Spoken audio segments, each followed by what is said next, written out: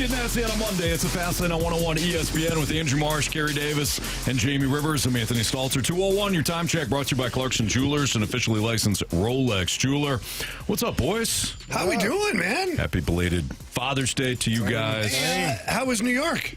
Yeah, New York was great. Yeah. You took the private helicopter. I heard I took a private helicopter to. Well, you flew in private, then you helicoptered from, was it JFK? I thought it was LaGuardia. LaGuardia. Okay. Over to the top of your... The helipad, Yeah. top of your building, and then you were watching the parade from the penthouse. Then we did see the footage of you on the light post. Makes sense, yeah. Having a good I don't time, remember man. that, but I'd been drinking. I mean, It looked a little sloppy, but it was fine. yeah, good. Yeah. Good times, man. Only hurt my thumb, apparently. Yeah. Yeah. We're dealing with that now. Yeah, what are you going to do? Yeah. It's not bad. It's good to see you guys again. I missed you. I miss you You crazy. too, brother. You know what? So I got a text message yesterday. Marsh, was that you? I think it was you in our group chat about 4, 5 o'clock. Yeah, it was me yesterday. I looked down. I'm like, Marsh has been drinking. There's no way that Brady Tkachuk is now a Florida Panther. Do you think it was fake? I thought it was fake. We've had a few of those roll into the group chat before. Certainly. Yes, we have. Typically, it's Jamie, though. Correct. Typically, it's Jamie. So when you sent it out, I gave a pause. So I read the thing first. I read the message first that Brady Tkachuk has been traded to the Panthers. No way, dude. And I'm like, come on, Jamie. But it was you, Marsh. You had said it. Yeah. So I knew it was true. What? And I really didn't have to verify at that point. What? Why? What? What happened? What? Did you have any sort of inkling that this could happen? No. When did you know? When did you possibly know? Well, that's like everybody else. We find out about things, Anthony, you know? It's like everybody else. Okay. I was hearing things. He found out when I texted it in the group chat. Gotcha. Okay. Maybe a little before that, but So I was hearing things for a while now. that he was going to get dealt. Hearing things, you know. You make of it as you want, you know. Listening to. I'm told listening Steve to Stamkos offers. had his phone on. Okay. Gotcha. Everybody's listening. Everybody's taking calls. I don't know. Around this time. Yeah, Ottawa taking calls. Man, good for him, man. Good for I thought them. they weren't taking calls. Unless it's the right call. Well, you don't know. You got to answer the phone. You don't know who they're asking about. They lied to us. Probably. Pierre LeBrun reported that Brady initially provided 4 acceptable destinations: the Florida Panthers, the Minnesota Wilds, the Carolina Hurricanes, and the Vegas Golden Knights. And the St. Louis. No, sir. What? We'll get into that. What do you mean? Well, I think we should get into it now since Gary brought it up. He loves it here. Well, I'm sure he does. So I said this to Marshy in the office, very calmly, because I've heard a lot of people talk about, he didn't want to come to St. Louis, this is his home. Okay. I understand if you're upset, because Brady Tkachuk or Matthew or both would be wonderful hockey players for the St. Louis Blues. By the way, I did not sound like that when we that were wasn't having the Marshy. conversation. No, that wasn't Marshy. Others. That wasn't Marshy. Not Marshy. And I said this to Marshy. I go, Marshy, I thought playing in my hometown was going to be awesome. When I went back to play for the Ottawa Senators. Not great. It got to be so annoying. And now let's just put it in perspective, okay? I was a 6th defenseman in Ottawa. I wasn't the captain. I wasn't Team USA gold medal. I wasn't like all of those things. I was not. I was just a player for the Ottawa Senators at this point. And every day, people were bothering me. Can I get down to practice? Can I meet this guy? Hey, do you think this guy can sign a picture for me? Hey, I need a couple tickets. My boss would really go a long way if you got my boss. Nonstop. I was like, and for the first while, you're trying to keep everybody happy. Yeah. Because, you know, you don't want to be a jerk. Going, oh, yeah, I knew you'd turn into a jerk, right? No, it's not that. Like, Change, Jamie. yeah, exactly. Okay, but yeah. So can you imagine being Brady or Matthew? Just let's isolate Brady in this situation until he comes back to St. Louis. I mean, I don't say he's a U.S. icon, but he certainly is a United States gold medal winning high-end hockey player that lives in St. Louis, that was raised in St. Louis. The phone's going to ring a lot. The text messages are going to pile up. So maybe he didn't want that. Yep. And maybe he really wanted to play with his brother. You know, I always wanted that in my career. I got it one time in my career. We were playing junior hockey up inside Britain, the OHL. It was my first year. It was his last year. We had to play together one time in our life. Wanted to have it happen again in pro hockey. It never happened again. So for these guys to pick or do what they want to do, Ottawa got a really good haul for him too. Yeah. It's not like Steve. It's not like Bill Zito, who probably Barry's brother. Yeah, distant cousin actually on his dad's side. But it's not like he didn't know that he had leverage. He knew. So, and he still was fair in the deal. Now, did Ottawa get a Brady Tkachuk back? Not yet. They got quite a few picks, though. I don't know if you ever get a Brady Tkachuk back, but who knows? So I don't listen, I don't know all the details of what went on as far as him wanting to be a St. Louis Blue or not. Maybe he didn't want to be in his father's shadow, too, here in St. Louis. Maybe his dad didn't want him on the same team as he's working for. Maybe Army didn't want the conflict of it. We don't know. By the way, Army in 10 minutes. Yeah, Doug Armstrong coming up. I mean, we'll ask him. Yeah. I think it's our duty to ask Army about this whole thing. But maybe the player just wanted no interest in all of these little things that are conflicting. Yeah, I was going to say the same thing. It's you until you play in your hometown. And I didn't play here, but I played a game here. And I could just imagine. I couldn't even imagine what that's like. I had to buy 35, 40 tickets for a game here in St. Louis. If I was playing 8 games a year, 10 if you count the preseason, that's what I'm saying. Like, you can run out of money. You could. And you don't want to disappoint people. You don't want to let people down. It's not like going into the city that you're playing in and going as the opposing team and visiting. But if you're there for the home team, for every game as a home team player, that can be a lot. I don't know if that's what it was, but if you're telling me he only had 4 teams that he was willing to go to and St. Louis wasn't one of them, I would bet good money that played a part into it. That, and maybe he felt like the Blues aren't where he would like them to be just yet. Like, I think those two things could be real factors into that team is, they got a good core, but they're not ready to win a championship yet.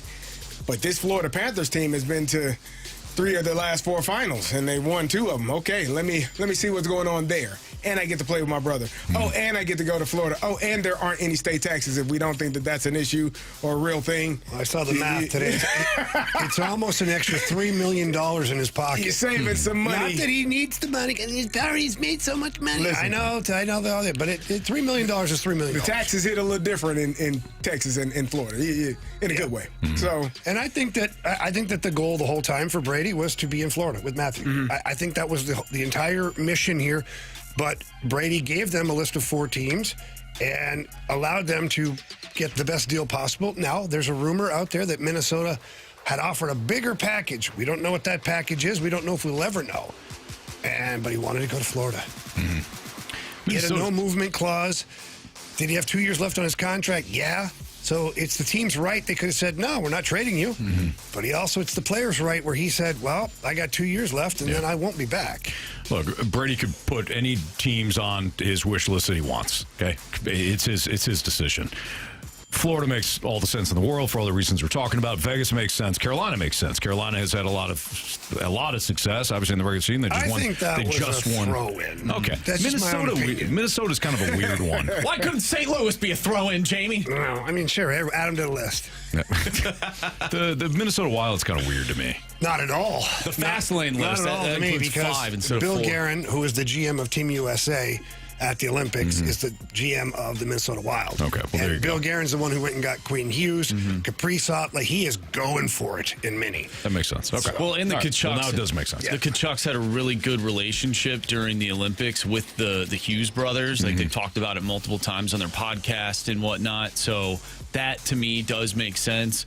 I think it's really cool that these two get to play with each other. From a personal standpoint, I think it's cool. Like, how many? Like Jamie just illustrated, how many times do you get to play with your sibling? I can't imagine a ton of brothers have been able to do that. And they got a taste of that too, playing the last 2 100%. Team USA teams. From an NHL fan perspective, it stings that one of the best teams in the NHL over the last 4 or 5 years just got better. Sure. And they still have $7 million in cap space. Yes. Yeah. I think from that perspective, I'm like, oh man. Yeah. Like, it's just, And Ottawa, from Ottawa's standpoint, they had to do what they had to do. I mean, if he wasn't extending, teammates would eventually know. Rumors would continue. I think that already started to happen a little bit. Yeah, so every future season would become almost this countdown clock to when Brady Tkachuk was going to leave, similar to the Matthew situation in Calgary. It was a fait accompli that Matthew Tkachuk was not going to stay in Calgary. So what do? You try to get the best haul for him, and you move forward here. Boy, if you're Calgary, you're Ottawa, you're Vancouver, you're the small market Canadian teams, you're in a lot of trouble. And at some point, Edmonton is going to be too. Something weird's going to happen here because, listen, the Florida Panthers aren't the evil empire. Their job for Bill Zito, his job is to put the best possible team together and win every year. The Vegas Golden Knights, call them the evil empire. Kelly McCrimmon, his job every year is to put the best possible team together and try to win the Stanley Cup every year. Mm-hmm. That's your job. So the fact that you're in a city or a state that helps you with that right now, I'll just go back, though. Go back 15 years. Nobody wanted to play in Tampa or Florida. And guess what? They didn't have state tax back then either. Mm-hmm. They were not an option. But now, new ownership for both of those clubs took over, and then they added real hockey people down there. And the real hockey people, drafted and developed. A lot of these Panthers players drafted and developed. And then they've added. Now, they don't have a first-round pick until 2030 at this point. They said F them picks. Right. Mm-hmm. Might as well. They're anticipating this group of players to be in contention for at least the next 4 to 5 years. And with good reason. They might not be the evil empire, but I can't see a ton of NHL fans rooting for this team moving forward. That's okay. Like, I compare them now to, okay, you want to say Vegas is the evil empire of the NHL? That's fine. I think the Patriots, for an extended period of time, were the evil empire in the NFL. The Chiefs took over sort of the team to root against, but I wouldn't consider them the evil empire based on how they made their team, right? And then the personalities involved. I kind of compare Florida right now to what the Chiefs have built in the NFL. Is that fair to say? Yeah, I think that what the Chiefs did. Yeah. I don't know about the NFL comparison, but I do think there's an NBA comparison that we'll get into a little bit later on. Oh, hold on. We're getting there. Take 3. I hit the wrong button. It's a Monday, guys. Sometimes. You're good. Oh, man. Shake it. No. There it is. 101 ESPN. Breaking news alert. Well, Brady Tkachuk is not the only one in headlines right now with the National Hockey League. It looks like Keith Tkachuk has been officially inducted into the Hockey Hall of Fame. Whoa, that's awesome. Big Walt, Carey and I were trying to double check, triple check over here. TSN has it on here that Keith Tkachuk will be in to the Hall of Fame alongside Patrice Bergeron. Looks like Carey Price. Who's the big goalie for Nashville? Pekka Rinne. And then I'm trying to figure out Brian Burke as well. And then we have a female player as well. Do not want Cindy Curley. There we go. I didn't want her to go unrecognized. So Big Walt finally gets in. Finally. Wow, what a few great days for the Tkachuk family. Yeah, My no goodness. kidding. Feels like they should all go down to Florida and relax for a while. Just have a good time in Florida, family trip. So I don't want to cut this short. We will get back into it. We got Army coming up. Yeah, we got Army right now. So we'll talk to Doug Armstrong next on 101 ESPN.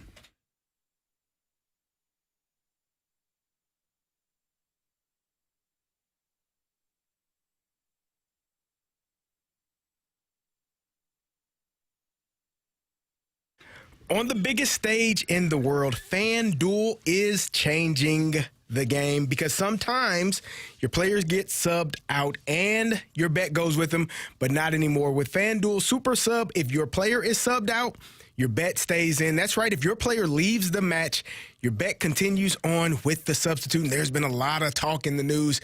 Maybe Ronaldo might be coming off the bench. If you pick the player that goes out of the game and Ronaldo comes in and scores, you still get that bet. So you're in it until the final whistle. All you have to do is visit FanDuel.com/local to get started. That is FanDuel.com/local to get started now. Again, super sub. If your player is subbed out, the player that comes in scores, you still get your bet. Let there be goals this summer on FanDuel, and plenty of them. You must be 21 plus and present in Missouri. Gambling problem? Call 1-800-GAMBLER. That's 1-800-GAMBLER.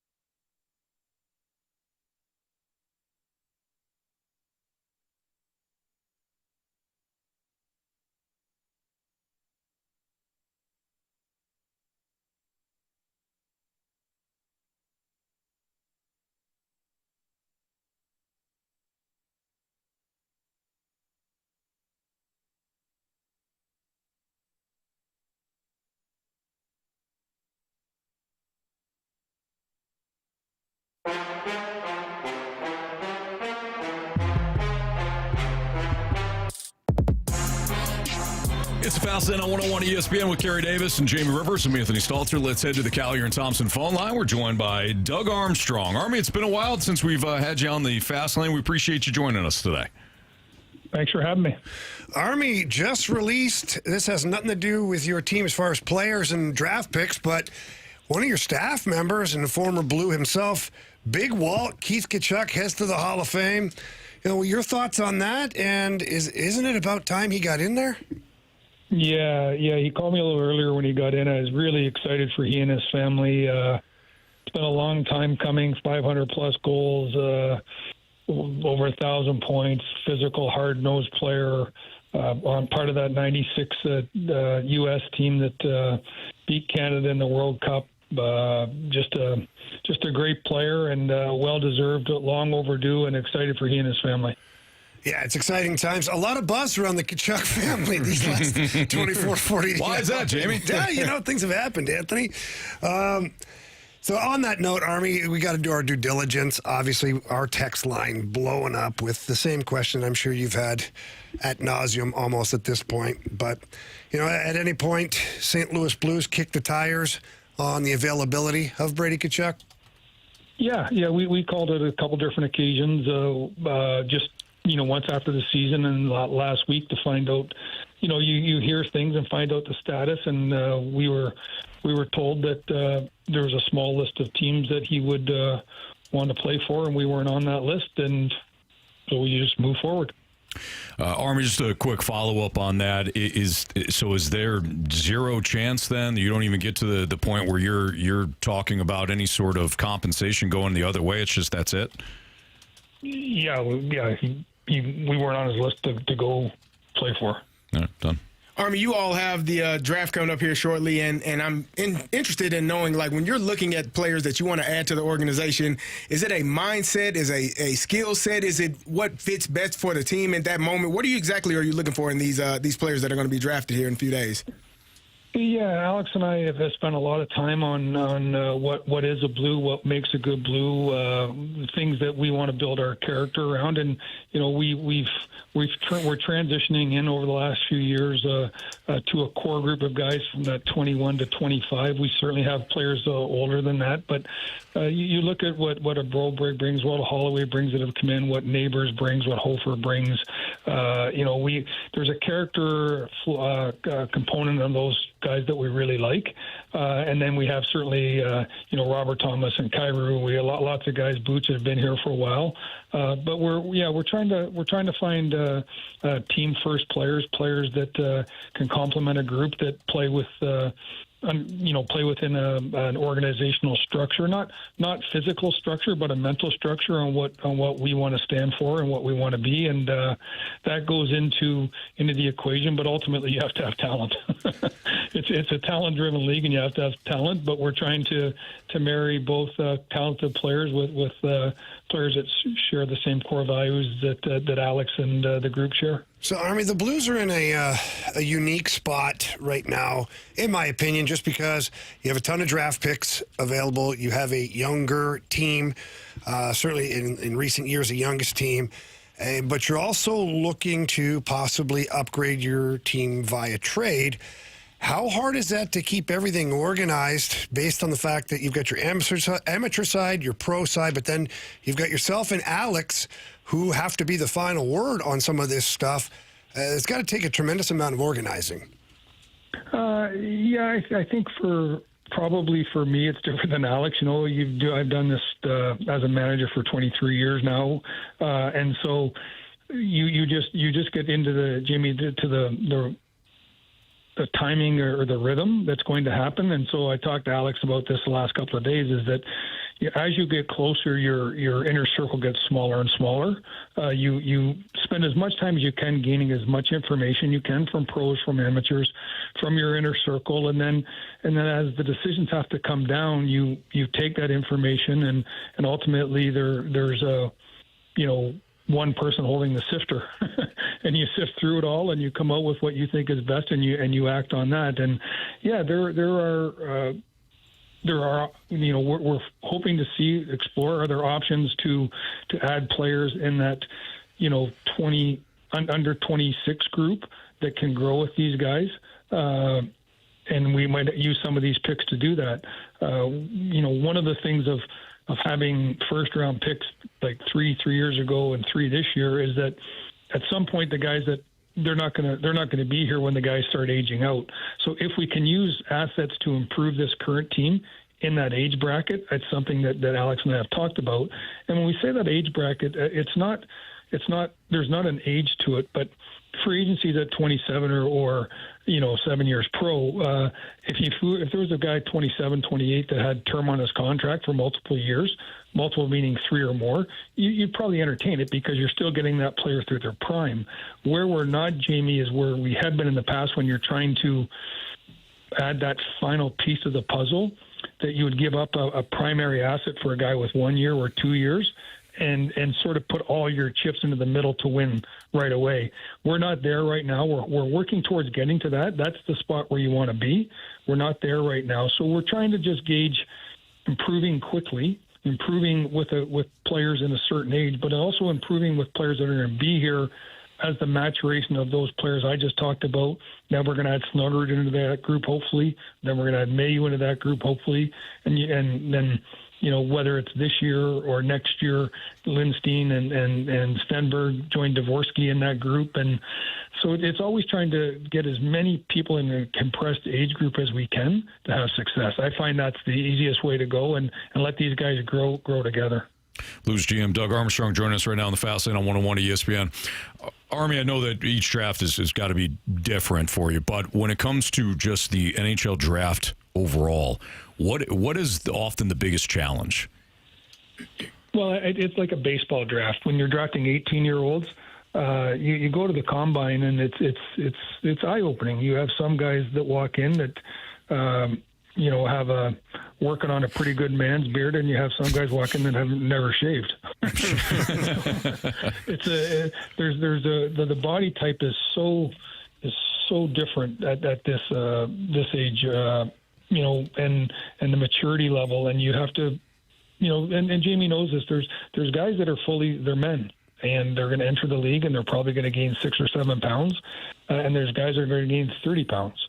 Guys that are still in growth spurts. You get their medical records. You do your due diligence on are they done growing. So that's the difference. I think when you're in the NFL draft, they've gone 3 years of college football or 3 years of eligibility of college football, so they're men. We're not unfortunately. The reality is we're drafting young men to old boys. So there's a little bit of risk in that. Army, when you're talking about your timeline for this team and where you want to be, you're in probably the toughest division in hockey in that Central Division. What exactly are you all going to need? You just missed the playoffs last year. You just barely got in the year before. What exactly does this team need to get over that hump to be one of the top teams in the Central? Well, I go back to when I got here in 2008. You need to surround a group of players with more like players, and you need to grow together, and you need to be competitive, and we just need better players. That's the bottom line. And we have to find a way we have to grow them. We have to trade for them. We have to sign them, however we get them. And that's the name of the game. There's teams now that are much older than us, and they've paid their dues to be in that spot. You look at Colorado. When we were in our heyday, they were picking McKinnon and McCarr. Now they're in their heyday. So it's a cyclical situation, and we have to just, knowing our market, we have to be as aggressive as we can, but not foolish with our assets.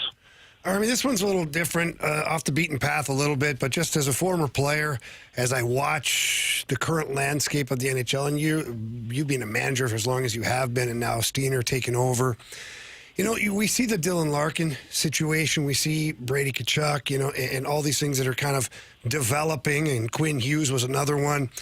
Do you think this is a trend now, or is it something that is just isolated to what you call superstar players? Yeah, this isn't scientific. This is just one man's opinion. But I've always felt that the NHL just historically has been, 7 to 10 years behind the other sports and their maturation on the business side and all the sides. And I remember watching something on Michael Jordan. Now I'm going to go back 10, 15 years, and he was at the Essentia Golf Tournament, and that's when I think LeBron did his show where he was going to pick where he goes, and this was Michael Jordan's analogy was this is the new player. I get it. I understand that they have the power, and he said, I never wanted to play with Isaiah Thomas or Larry Bird or Magic Johnson. I wanted to beat them. I didn't want to partner with them. And then he said, now this generation, they want to partner together. And you look now, there's a generation of players that want to partner with other players. I look at whether it's Larry Bird or Magic Johnson or Michael Jordan in that sport, or Joe Sakic or Steve Eisner or Mario Lemieux, Nick Lidstrom in our sport. They wanted to win where they started. That's certainly not as prominent now as where the players, there seems to be where players don't want to be the foundation. They want to be the final piece in a puzzle, not the foundational piece. It makes sense. Army, we appreciate you. We know you're busy this week. Best of luck throughout the course of the week, and certainly on Friday during the NHL draft. We appreciate your time today. Thank you. Always enjoy this, guys. Thank you very much. Thank you. Thanks, Army. That's Blues GM Doug Armstrong here on 101 ESPN. If you missed it, Jamie did ask him right away about the Brady Tkachuk situation and whether or not they made calls. Yes, made calls, but the Blues were not on the list for Brady Tkachuk. And I followed up thinking, okay, well, are there any loopholes? Or are there anything? Do you still pursue? And Army shot that right down. He goes, no, we weren't on the list. So that was it. Once you're not on the list, like Steve Stamkos in Ottawa is really not going to entertain. I mean, unless Army said, well, I gave you, Thomas, Holloway, and Broberg. Right. You at least call Brady and be like, Brady, please. Yeah. But, that didn't happen.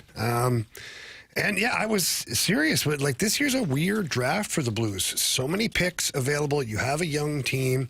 There's rumors everywhere of you trying to acquire roster players in that sweet spot of 24 to 28 years old.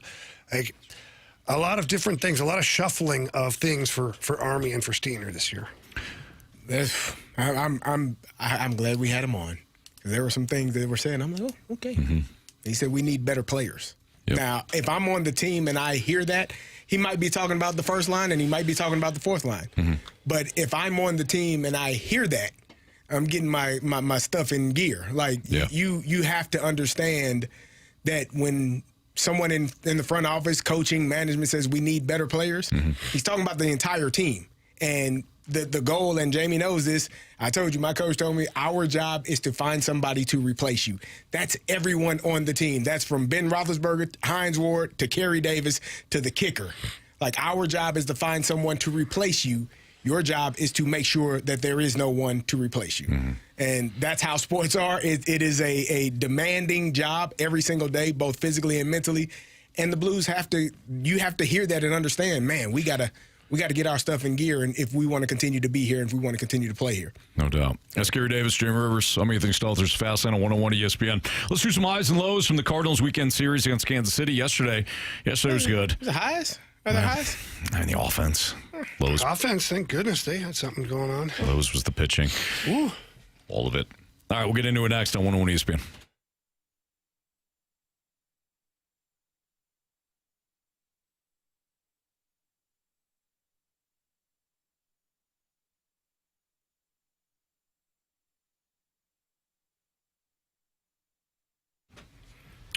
Carey, I love going down to mentality because I know that my health is in good order. Mentality is not this new fad diet or new fad supplement that you're going to find on social media.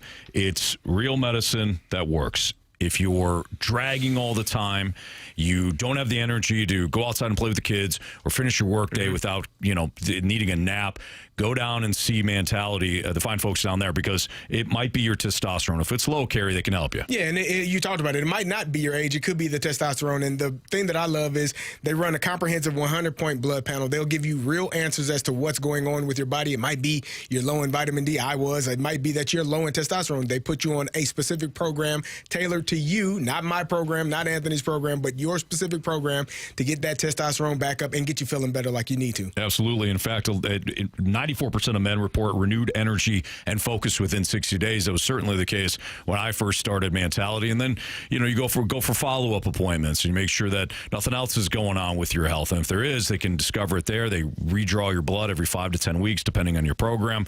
I often go right back to my doctor, do my checkup, and say, here, this is what's going on. He goes, excellent, great. Mm-hmm. I haven't felt, this great when it comes to just sustained energy and everything else because of Mentality. So check them out. 2 different locations, one in South County, one in Chesterfield. Tell them Carey and Anthony sent you in there. If you want to book your appointment, do so today at lowtusa.com. It's Mentality.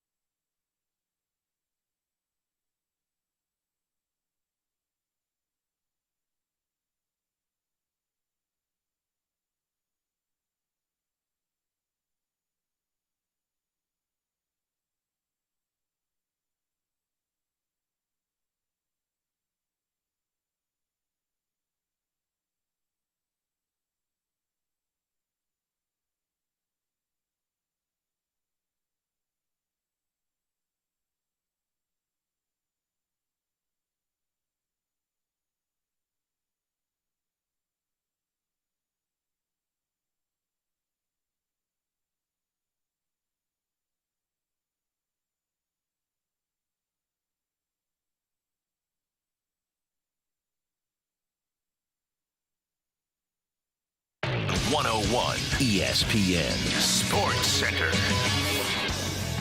I'm Andrew Marsh. It's time for a Sports Center update brought to you by Saliga Heating and Cooling. The Cardinals take on the Arizona Diamondbacks tonight. Andre Palante on the mound for the Cardinals. First pitch from Busch Stadium is at 6:45. Before we dive into this series, we got to go backwards and talk about what happened in Kansas City over the weekend. That's coming up next right here in the Fast Lane. I'm Andrew Marsh, and the Sports Center update is brought to you by Saliga Heating and Cooling, a Daikin heating and air conditioning dealer.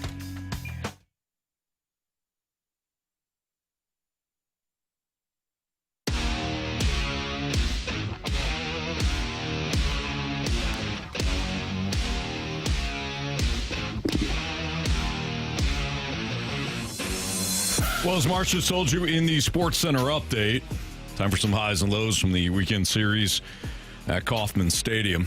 Highs, offense. Lows, Everything else? pitching. Oh, okay. Yeah, and not just the bullpen, not just the rotation. Matthew Liberatore, he struggled. Now, when you say struggle, what do you mean? You gave up a bunch of doubles or something? He gave up a bunch of hits, runs, pitched a inning and 2/3, didn't make it out of the second. It's not great. No, not at all. Not ideal. Not ideal, huh, Jamie? Not ideal. You didn't think that was good? Nah, I didn't. No? Oh, okay. He's trying, man. That was rough. That is rough. 1 2/3, 7 runs allowed. It is like watching him. It's hard to do at times because you do have this expectation. Like you do. Marshy laughed because he chuckled. I watched that whole game hoping, and I know you weren't here on Friday and you missed all of last week, but and I said it was my fault that the Cardinals lost it was definitely on his Thursday.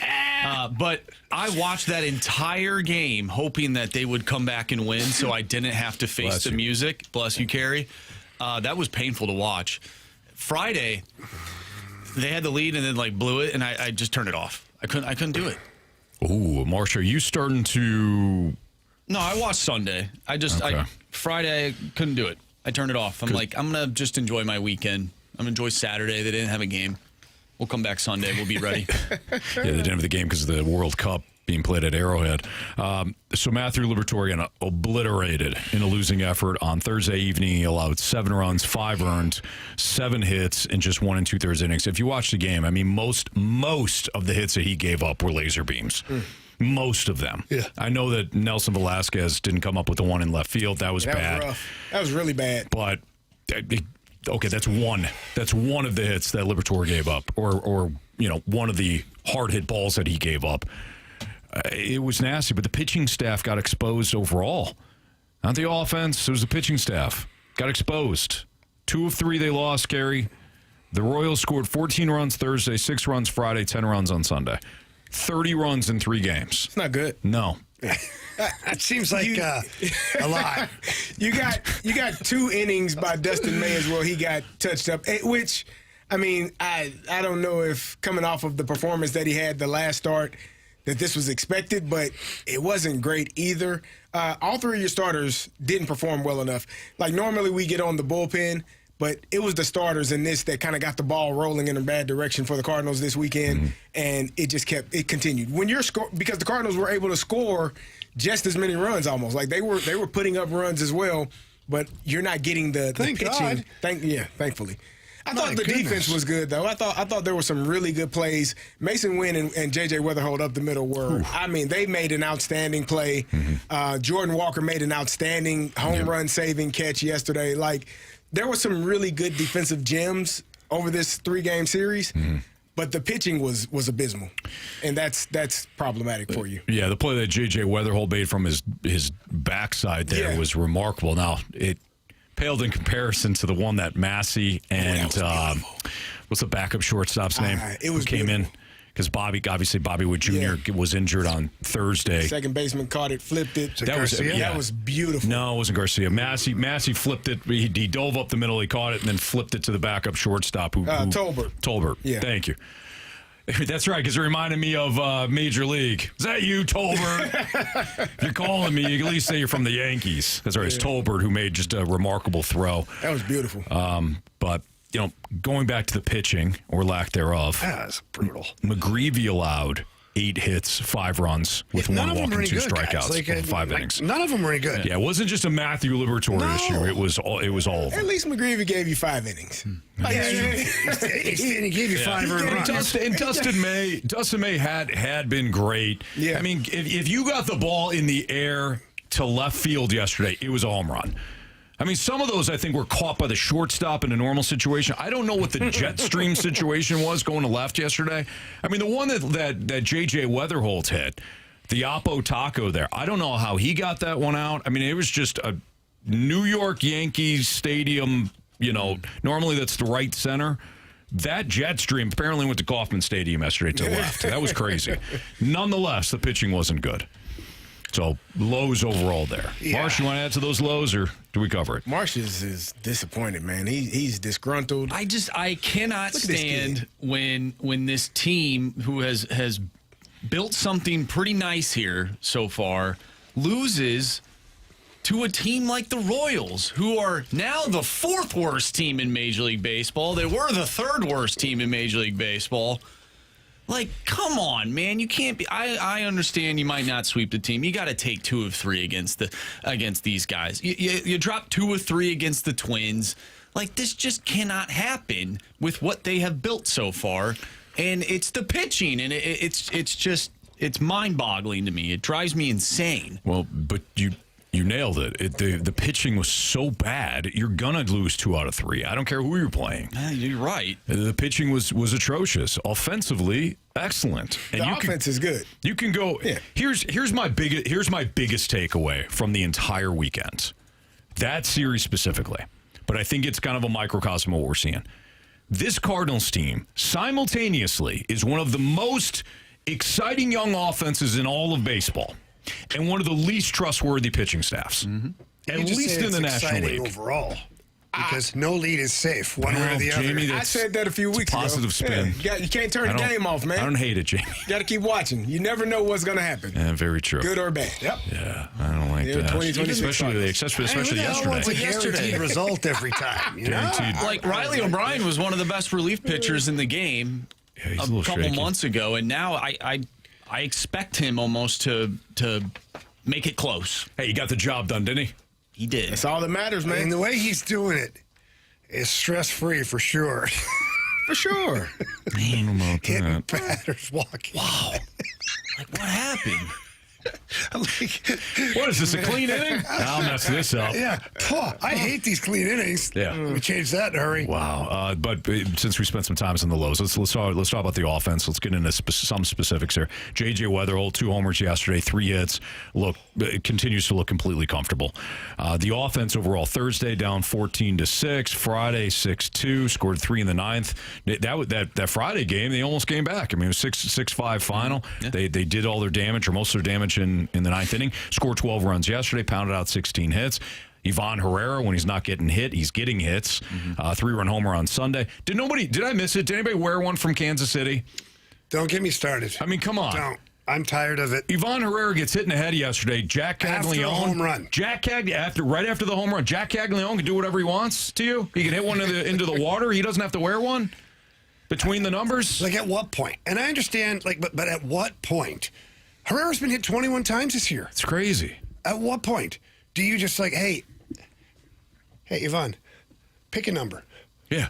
Who do you want us to plunk? Yes. Who are you tired of? Yeah. Because and you turn and go, you tell whoever it is, you're going in and you're going to get that guy. Especially yesterday, you were up big at one point. Don't try to injure him for long term. Although Herrera taking one off the dome, that could have been really bad. We got hit twice the other night, too. Yes. In It's one enough. At some point, I'm throwing right in the damn dugout at their manager. Yeah. What is it? Is it his batting stance? Like, what tried is to it? think about that. That's what I said. It was. They were talking about it because he's so open. Yeah. And then as the pitch comes, he closes. Sometimes I think the pitchers feel like they have more room on the They're inside. still way off, Carey. But when you're open, it's probably an illusion, I would assume, because he's open facing you, and then he closes himself off, and now the room that you thought you had is taken up by his body. Yeah. So it works so his for him. left ear hole changed positions. Yeah, it actually kind of did. Yeah. A little bit. A little bit. Yeah. I guess. I still pitching it pretty tight. Yeah. Just saying. No. I mean, for him to get You know hit. what, Carey? You might be right. I think it, You might be that's right. what I'm it is. still tired of it. I don't disagree. Now, we've talked about that. If you hit someone enough, damn it, somebody else got to get hit. Yes. Whether it's intended or not. I learned something the other day about intent versus impact. Sometimes you don't intend to do things, but the impact still carries weight. So you may not have intended to hit him, but the impact was he keeps getting hit. So now we need to have a little role reversal. Sure. See, I'm split on this. The one part of me is like, we got to plunk somebody. The other part of me is like, we cannot afford base runners on the base paths. But we need Herrera in that batter's box. If he's going to get hit, he's going to get hit by one soon here, and you know, you just won't like it. You won't like the result. You're right. You're right. All right, it's Fast Lane on 101 ESPN. The Cardinals start a new series tonight against the Arizona Diamondbacks. We've got what's trending for you next.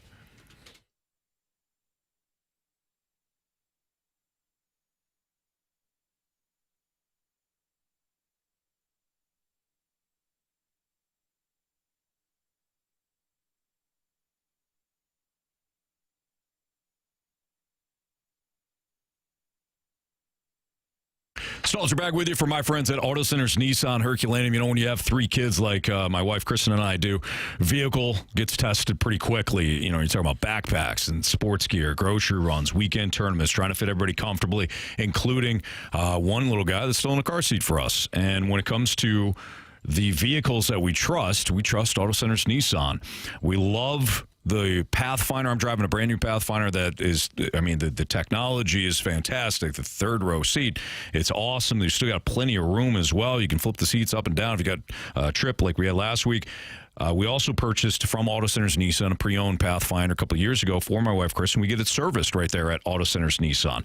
And again, the third row, game changer for us. Room for the kids, room for all their stuff. Still makes driving a vehicle that you actually enjoy on road trips. So if you're looking for something similar, Auto Centers Nissan Herculaneum, they got it for you too. They got great deals going on throughout the month of June. But if you're not in the market for a brand new Pathfinder or Murano or Frontier or Rogue, they also have different makes and models when it comes to their pre-owned vehicles. So check them out. Auto Centers Nissan, in fact, has over 1,000 new and used vehicles in one location right off I-55 in Herculaneum.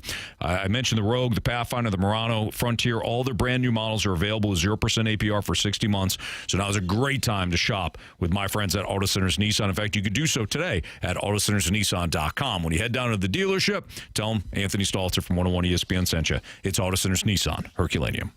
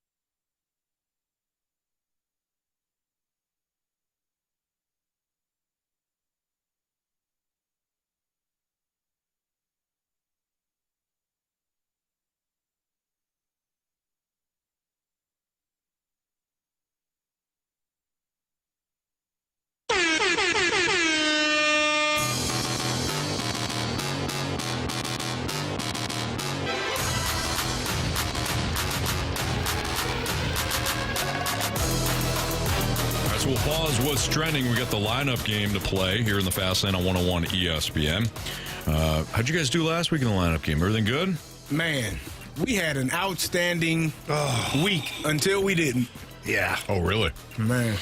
Ollie threw your curveball, did he? It was rough. That was the day we ended up with Velasquez in there, Fermin playing center field.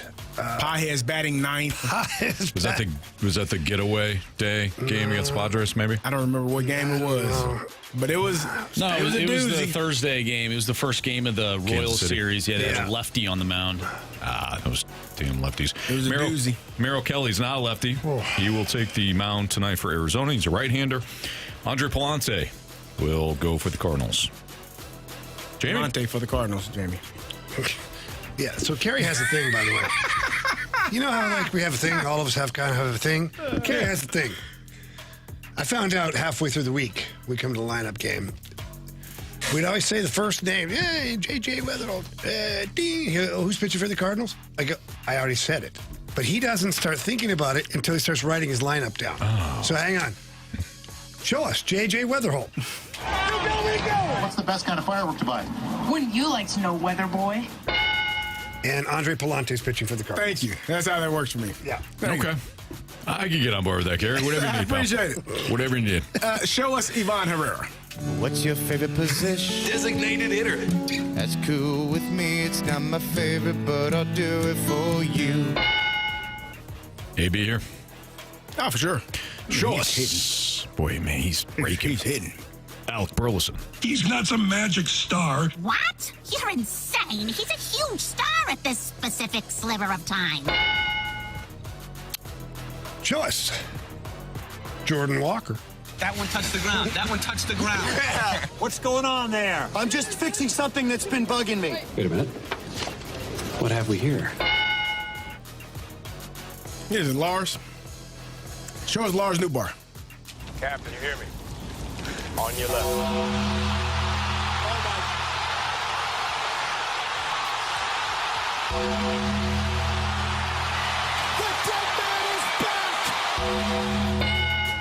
Mason Wynn. For sure. Show us Mason Wynn. Shortstop. That's right. Now and forever. Forever and ever, shortstop. We aren't in the top 10. Wait. This is bull. He's the best in the business. Best arm in baseball. All right, so we have to assume that Herrera is catching today. Because Palante is pitching. Yes, right. See why? Well done, Carey. Why it matters? Nice work. Now, all he did last week, I believe, still put in Jimmy Crooks here as a DH. He did. So it's not out of the realm of possibility. You feeling Crooks? Yeah. Do it. I believe in you. Show us Jimmy Crooks. Who are you? I'm nobody. No. I know you. He was at that party with me, the one I was telling you about. Remember? He's Jimmy's brother, the guy, the singer. Why don't you sing for us? This is Blaze. Yeah. Blaze it up. Show us Blaze Jordan. It was Johnny Hopkins and Sloan Kettering, and they were blazing that up every day. He gets it. All right, and then Nathan Church. Marsh, go ahead and take us to church, plees. I believe in the Church of Baseball. Let's show. I've tried Starting all off the just major like last week, religions Carey. and most of the minor ones. Yeah. Way to go, gang. Can only get worse from here. Marsh, you run it. All right, leading off your second baseman, J.J. Weatherholt, batting second and catching Ivan Herrera. Batting third, first baseman, Alec Burleson. Your cleanup hitter in right field is Jordan Walker. Batting fifth in left field, Lars Newbar. Batting sixth, the shortstop, Mason Wynn.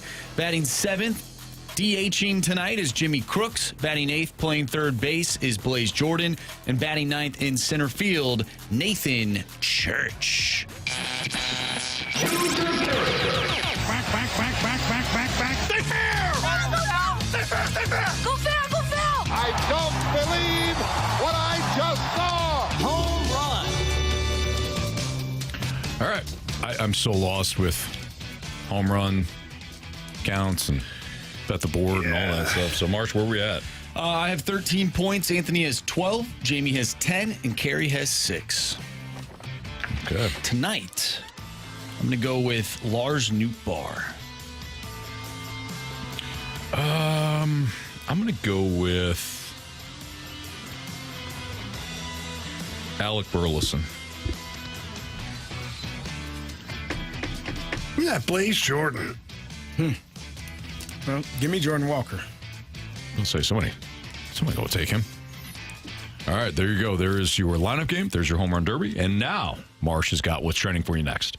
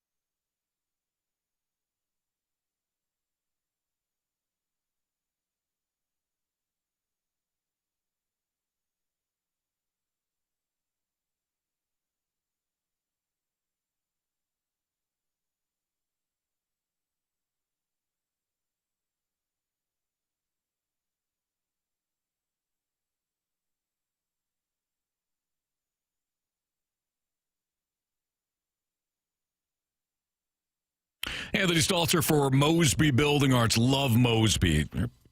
Easy question for you. When you pull into your driveway, what do you see? Do you see a home that you're proud of? Or do you got siding that's fading, weathered, cracked, or maybe showing its age overall? Because, you know, siding covers such a large part of your home's exterior. Updating it can completely transform the way that your home looks from the street. We're talking about cleaner, sharper, more current, more cared for. But siding isn't just about appearance. It's also, of course, one of your home's first lines of defense against the elements: sun, wind, rain, moisture. Year after year, quality siding helps protect what's underneath. And, of course, what's underneath is your home. That's why it's a great time to call Mosby Building Arts if your siding looks like what I described before. If it's worn, if it's cracked, if it just, you know, needs a complete upgrade, not only from a look standpoint, but from an efficiency standpoint. This June, so this month, qualifying whole home siding projects come with free gutters. Or homeowners can choose 5% off instead. So if you just upgraded your gutters, or if that part of it's not, you know, the issue, it's just the siding, you can take 5% off your entire project instead. If not, go with the free gutters. Perfect time to call my friends at Mosby Building Arts. If you've been thinking about refreshing your home's exterior, don't wait. Visit callmosby.com. You can schedule a free brainstorming session with them, or call 314-909-1800. Tell them Stalter sent you. Make sure you do so before this offer ends this month, June 30th. You're just about a week away, so give them a call. Mosby Building Arts, the right remodeling company.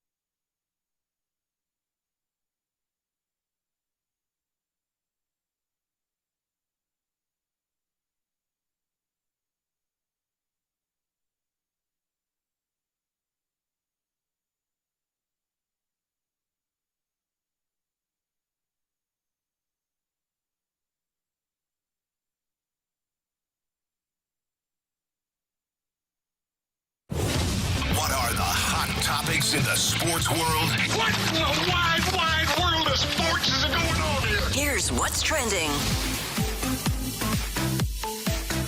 Welcome back to the Fast Lane here on 101 ESPN with Anthony Stalter, Jamie Rivers, and Carey Davis. I'm Andrew Marsh, and it's time for What's Trending. Gentlemen, we touched on this at the beginning of the show, but we had to get to Doug Armstrong and talk some Blues hockey with him. But for those that don't know, Keith Tkachuk is a Hall of Famer. Yes. So why don't we dive more into it as Big Walt has finally been elected into the Hockey Hall of Fame. Yeah, man, it's been a long time coming in my opinion. Well, this is a guy that is one of the greatest U.S.-born hockey players of all time. And what's funny is, if you look at the numbers overall, the numbers aren't staggering. Now, I'll say this. Still, recording over 1,000 points in 1,200 games, that's still an unbelievable accomplishment. But there are guys that have better point totals. 538 goals, 2,219 penalty minutes. So when you talk about a power forward in the NHL, Keith Tkachuk, I believe, was the first true power forward in the NHL, where he could run you over, he could score goals, he could make plays, he'd fight you if he had to. He was a handful. He was not fun to play against. And you never knew what version of Walt you were getting that night, whether it was, I want to score goals or I want to smash your face in. Yeah. And you got to be aware of that. And the impact he had on the game in his era of hockey is why I thought he should have been in a long time ago. But now it's nice to see that guys like Jeremy Roenick got in. Now Keith Tkachuk gets in. Hopefully some of these guys who brought more to the game than just the massive point totals start to get more looks by the committee right now. You were talking about it, just the family, the weekend that they've had has been outstanding for the Tkachuk family. Brady getting traded to play with his brother, Matthew in Florida, and then, Big Walt getting into the Hall of Fame. I think that's awesome, man. That's a great Father's Day weekend, I would assume, to watch your boys finally be able to play together for an entire season as professionals, and to you get nominated and becoming a Hall of Famer. That's got to be a special weekend for that family. No kidding. Yeah, Jamie, I mean, you obviously can speak to Big Walt's accomplishments throughout his career, what kind of player he was, what kind of player he was to play against. And, Carey, this is something that you bring up a lot. Don't just ask the teammates and the coaches and the media about the player, but how was it to play against Big Walt? Yeah. What, either from your experiences or from what you've been told? Well, from my own personal experiences, you had to watch out for this guy, man. 6'2", played around 250, and he could skate, he could move, man, for a big dude. And if you didn't have your head on a swivel, if you weren't aware of where he was at, two things could happen. He could make you look pretty stupid and score some goals, or he could hurt you. And it might be the same. It might be both of those things in the same shift. So, yeah, you always knew where he was at. You respected the way he played. I don't know. He was, to me, he was a guy that impacted the league very much during his time as a player. Switching sports, Anthony, big day for your Dallas Mavericks and your Michigan Wolverines. Yeah. I thought I was a Knicks guy after what I heard I just went to the parade last week. Okay. Well, you grew up a Knicks fan. Yeah. Long family tradition. Yeah, sure. They never won, of course. So John Starks. Yeah. Patrick Ewing. Anthony guys. Mason. Man. Allen Houston. Those were your guys. Wow. You know what I mean? Sure. Oak. Yeah. You're a huge Knicks fan growing up. No doubt. Yep. Okay. But anyways, Dusty May of Michigan is now, it looks like he's going to be the head coach of the Dallas Mavericks after winning a national championship. Yeah. Do you think the transition is harder from college to pro in the NFL or NBA? Oh, probably NBA. You think it's harder? I think so. And part of it is, the contracts, the amount of money, that's one thing. You have that in the NFL, but it's not, I think it's a little different. You also got 82 games. Like going from 35-ish, you're double the number of games. The travel is more.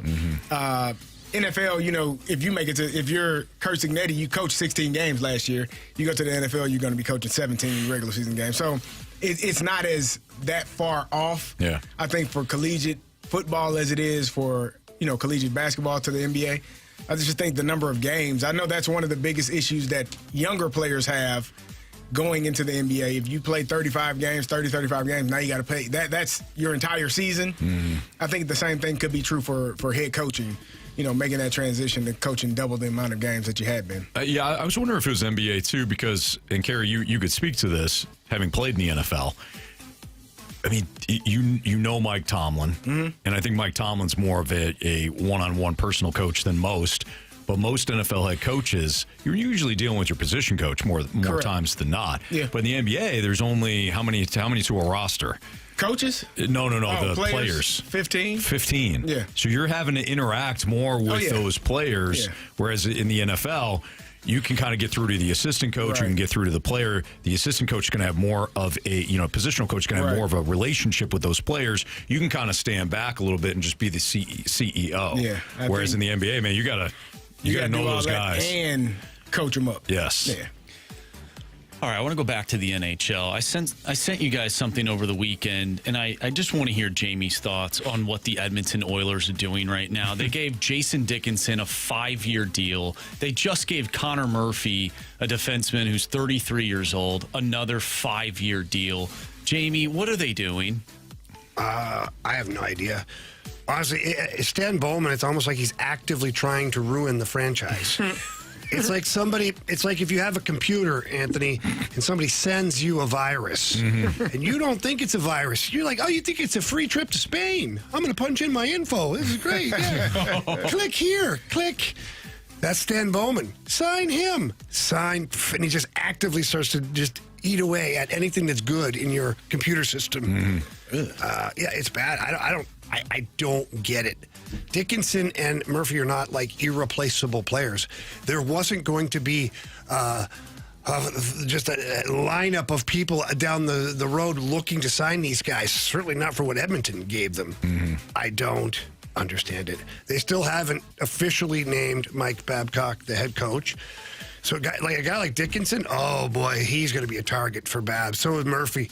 Oh, Babs licking his chops waiting for those two guys. You overpaid, terrible hockey player. You just watch what he starts saying to those guys. Oh, man. He's a peach. He's a peach. Good. Yeah. Oh, hey, Connor, you keep doing your thing. Leon, you're going to play 30 minutes a game, but you, Dickinson, you suck. That's how it rolls, man. That's how it rolls. I've watched it with my own eyes. I was that guy. Yeah. Make the same play as somebody else. They get a praise, you get kicked. You're like, what the hell's going on here? Doesn't seem like good coaching. Nah, it's really, but Stan Bowman and the Oilers, I mean, keep at it, man. You're in the Western Conference. I don't hate to see it. No. Speaking of a player, though, that is in the Western Conference, a lot of buzz surrounding this guy who will look to make a lot of money coming up. Jason Robertson, now that the Senators have shipped out Brady Tkachuk, do you think that he is a good fit for Ottawa if they end up doing that deal, if he ends up going there? Well, is that something that would make sense? Well, for Ottawa, it would. But you probably have to check with Jason Robertson and see how he feels about it. And every indication that I'm seeing currently is that he's not really thrilled about doing that he'd sign like a 1-year deal, get himself to unrestricted free agency as fast as he can and get out of there too. I don't know, man. The Canadian teams they're in tough right now because players, for whatever reason, are just not, they're not running to those Canadian. Those used to be highly coveted spots, like to play for the Montreal Canadiens, the Toronto Maple Leafs, any of those Canadian teams. It was so much fun. In the 90s, it was amazing. You go up to Canada, you were making U.S. money. It was playing in Canada, so it was like, everything was just different. And now it's like guys can't wait to get out of there. So I don't know what the league is going to do ultimately, but if they want to keep Canadian teams at least competitive, there's going to have to be some kind of, I don't know what the word is, not kickback, but some kind of tax break for some of these guys when it comes to their money, because it's not just the multimillionaires, it's even the guys that are making $750 league minimum. 54% of that's gone immediately in Canada. 54% gone. Thank you. So you're making $750, cut it in half, over half immediately. And those guys are making $750. They might only be in the league 2 or 3 years, maybe 4 if they're lucky. Oh. Maybe more. That'd be great. But those are the guys. So if you're in that bracket, you want to make as much money as you can and hang on to as much money. And obviously, as you make more money and more money and more money, you're losing more. So imagine if you're making $6 million, losing 54% of that. Yeah, there's a lot of discourse surrounding U.S.-born players that play in Canada that are just like, I don't want to be here my whole career. And I would assume money plays a factor into that. They didn't grow up in Canada. The lure to play for a Canadian team isn't the same for a Canadian-born player. Well, what happened here is it's the worst recipe right now for Canadian teams is most of them are not good right now as far as like cup contenders, and the money's not the same. The tax bracket's screwed up. So the only team that really is competitive right now is the Montreal Canadiens. They're ascending. They've got a good team there. They're young. Hopefully they keep that going. Toronto, I don't know what the hell they are. Edmonton, don't know. Calgary's going to be bad. Vancouver's going to be bad. Winnipeg, don't know. So as far as that's concerned, if I'm a U.S.-born player, if I'm a Canadian-born player, I'm like, what am I doing here? Like, I don't know what's good. Like, I can either go to the Dallas Stars, I can go to the Minnesota Wild, the Florida Panthers, the Vegas Golden Knights, the Tampa Bay Lightning, keep more money, and be on a team that's automatically winning. Yeah. All right, it's fascinating. 101 ESPN. Speaking of the NHL, the NHL entered its player empowerment era. Jamie, you had asked something similar to Doug Armstrong. You get a lot of player movement here. Brady Tkachuk over the weekend. As we know, Quinn Hughes is another player that has moved. You've got guys like Dylan Larkin who demanding trades. Are we seeing now a player empowerment movement, or is it just kind of one of those off seasons? That's next on 101 ESPN.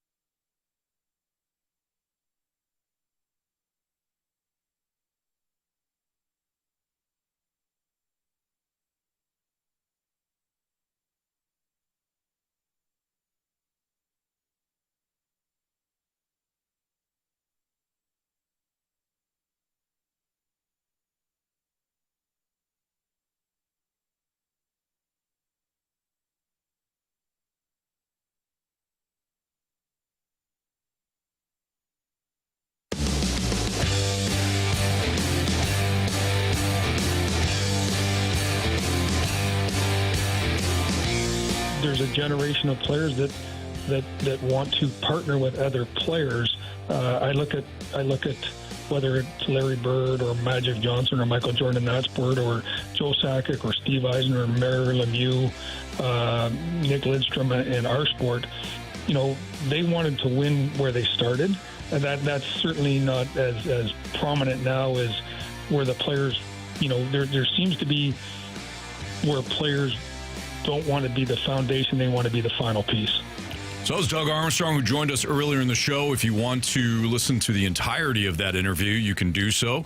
Podcast available at 101ESPN.com or via the 101 ESPN mobile app, which is powered by Dobbs Tire and Auto Center. All the podcasts brought to you by Schaefer Door Company.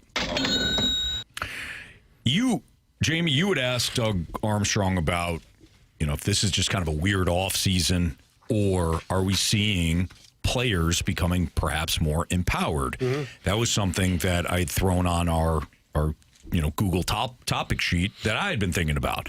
And Marsh, going back to the first segment, you said, are the Panthers now kind of the NHL's version of the Chiefs? They might be, but I think they're actually more comparable to the NBA's version of the Miami Heat when LeBron joined them. Everybody wanted to play for Miami during that time period. Everybody seemingly wants to play for the Panthers because of how they operate.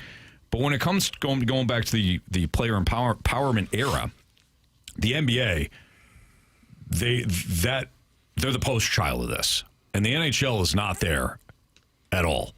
But I wonder if we're starting to see it more and more, Jamie, when you've got Brady Tkachuk, Quinn Hughes, maybe Connor McDavid at some point. He decided to sign the short-term contract with Edmonton to give himself perhaps more power down the road. Dylan Larkin demanding a trade. Darnell Nurse demanding a trade. Do you think that we're starting to see more players become empowered in the NHL and dictating their future? Yes, I do. And the no trade clause and no movement clause has given the player, I wouldn't say the ultimate power, but pretty close.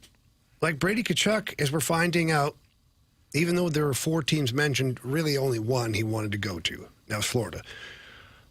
So if you're Steve Stamkos and the Ottawa Senators, you got to figure out the best deal possible with the Florida Panthers.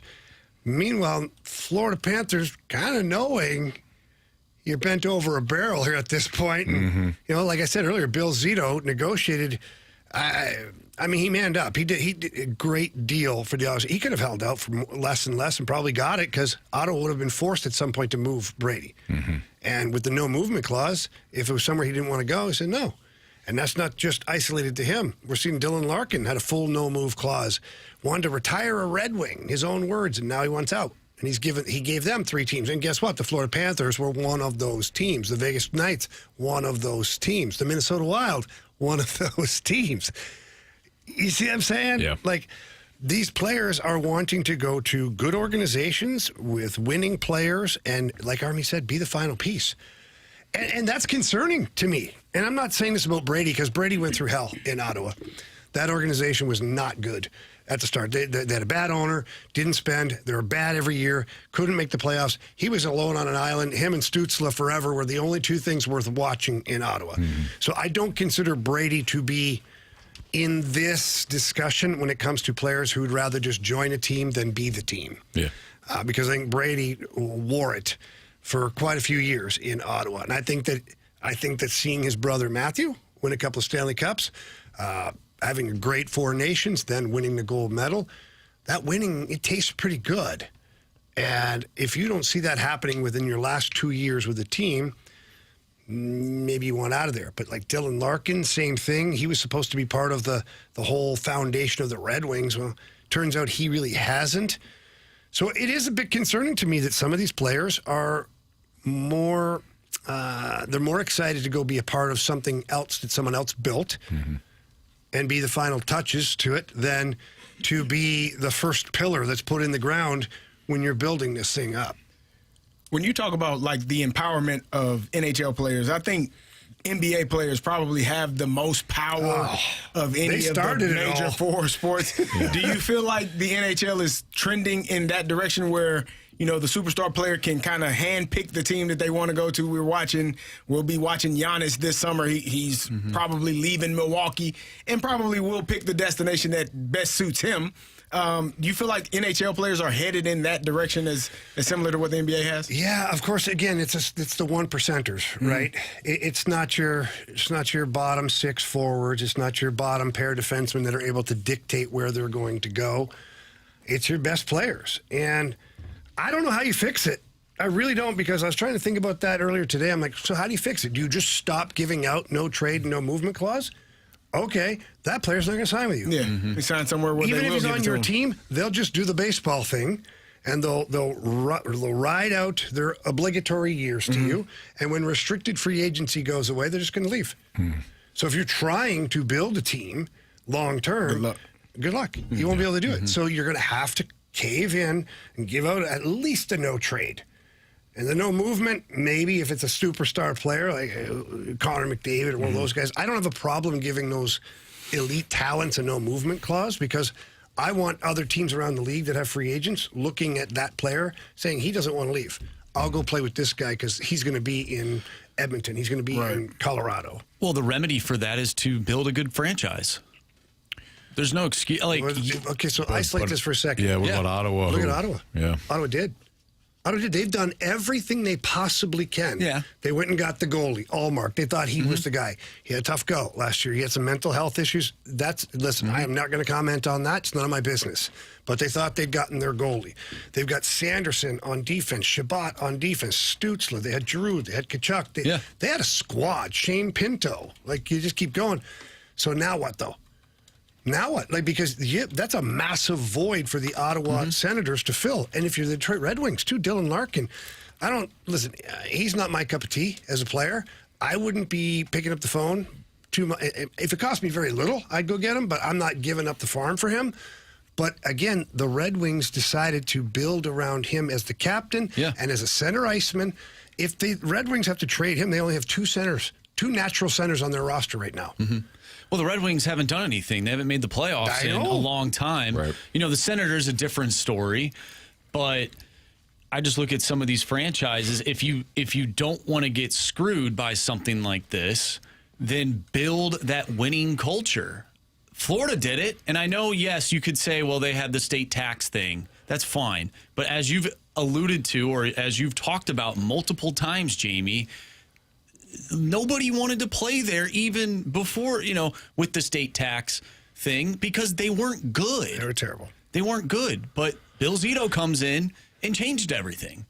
It is possible. If the Florida Panthers can do it, why can't somebody else do it? Well, you can, but the Florida Panthers also strategically acquired players. Strategically. So they drafted. For sure. They had Alexander Barkov, drafted, developed, all that. He's been a pillar in that. Acquired Matthew Tkachuk, acquired Sam Reinhart, acquired Brady Tkachuk, acquired Sam Bennett. Carter Verhaeghe, I believe, is homegrown there. He started there. But Anton Lundell, Luosterainen, these are some of the guys, but a lot of what they got, they went and purchased via either free agency or trade. Seth Jones is a guy that they had. Gustav Forsling, they found him on waivers. Nico Mikkola, they signed him. Kulikov, they had banished him from Florida and then thought, man, you know what? There's still a little tread left on the tire here. Let's bring him back. Well, my point is that everything that you just said is smart. What they did to build that franchise into what it is now was very strategic. If you don't want someone to leave your franchise, you have to be better than the franchise that essentially... Well, you have to at least be trying. You want to be one of those 4 teams for a player. You want to be on that list, essentially. I think that for players to feel a certain amount of commitment, I can't speak from experience because I was never asked. I just was hoping every time the phone rang, it wasn't me being traded. But for some of these star players or budding young stars, they want to see their teams continue to grow.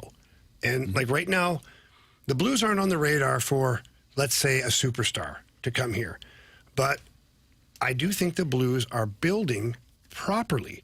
They've got good goaltending. They continue to build the blue line up. Their young forwards are starting to blossom.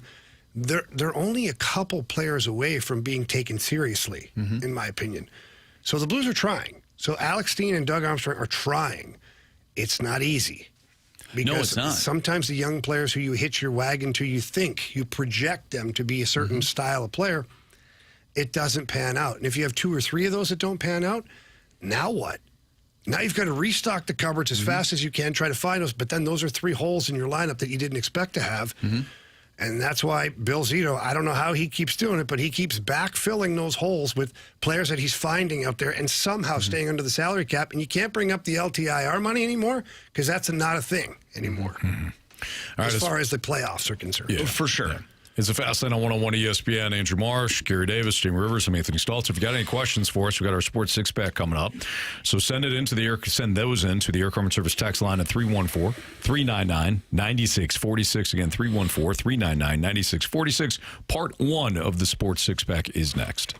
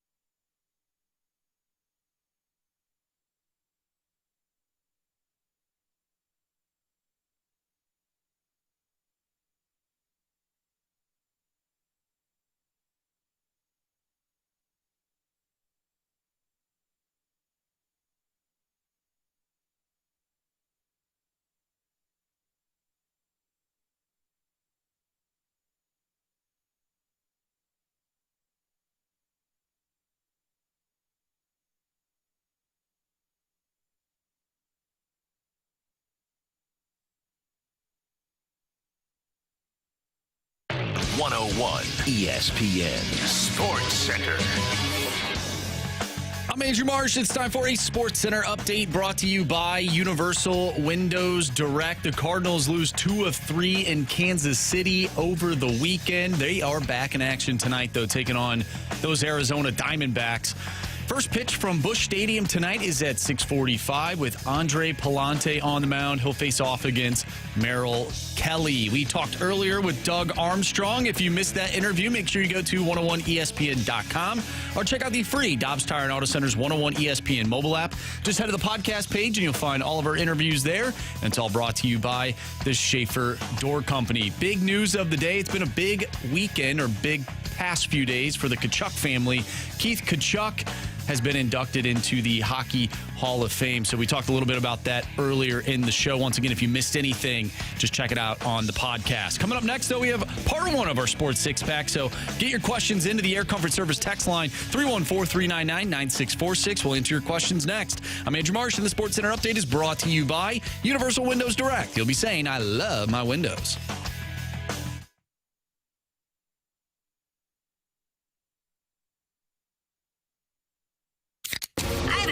It's time for the Fast Lane to answer your sports questions. I want to ask you a bunch of questions. I want to have them answered immediately. Asking me all these weird questions. Answer the question. Answer the question. Answer me! Refreshed by Urban Chestnut. Urban Chestnut Swickle Light Premium Light Beer. Live your lifestyle, St. Louis. It's Fast Lane on 101 ESPN. Time for our Sports Six-Pack. 314-399-9646 is our Air Comfort Service text line. So, get any questions for us, send it there. Marshy, question 1, please. Question number 1. All right, from the 217, does the Brady Tkachuk trade take Florida out of the Jordan Binnington sweepstakes? No. I mentioned it earlier. They still have $7.3 million in cap space. How, by the way? I don't know, Anthony. How? I don't know. All right. They've got 14 forwards and 7 defensemen and 2 goalies currently. Now, the goalies aren't on the cap hit, so they have $0 spent on goalies right now. Binnington's, 6.2, I think is what his cap hit is. You could probably manage to send a player for $1 million or $1.5 million to the Blues in exchange for Jordan Binnington, and maybe add in a draft pick for the Blues, depending on what the market is for Jordan Binnington. We think it's a 3rd or 4th rounder, maybe. I mean, Florida has a 3rd rounder, as a 2nd rounder, has 2 2nd rounders this year. Theirs and Washington's, and next year they have a 2nd rounder and a 3rd rounder. 4th round, 2 4th rounders. So, they have, in my opinion, they have the capital to trade for Binnington. Now, do they want to be right up against the cap with the 6.2? Do they ask the Blues to eat a little bit of that salary and give them a little bit of a higher draft pick? Maybe. But I definitely think Jordan Binnington is one of the players they are targeting at this point.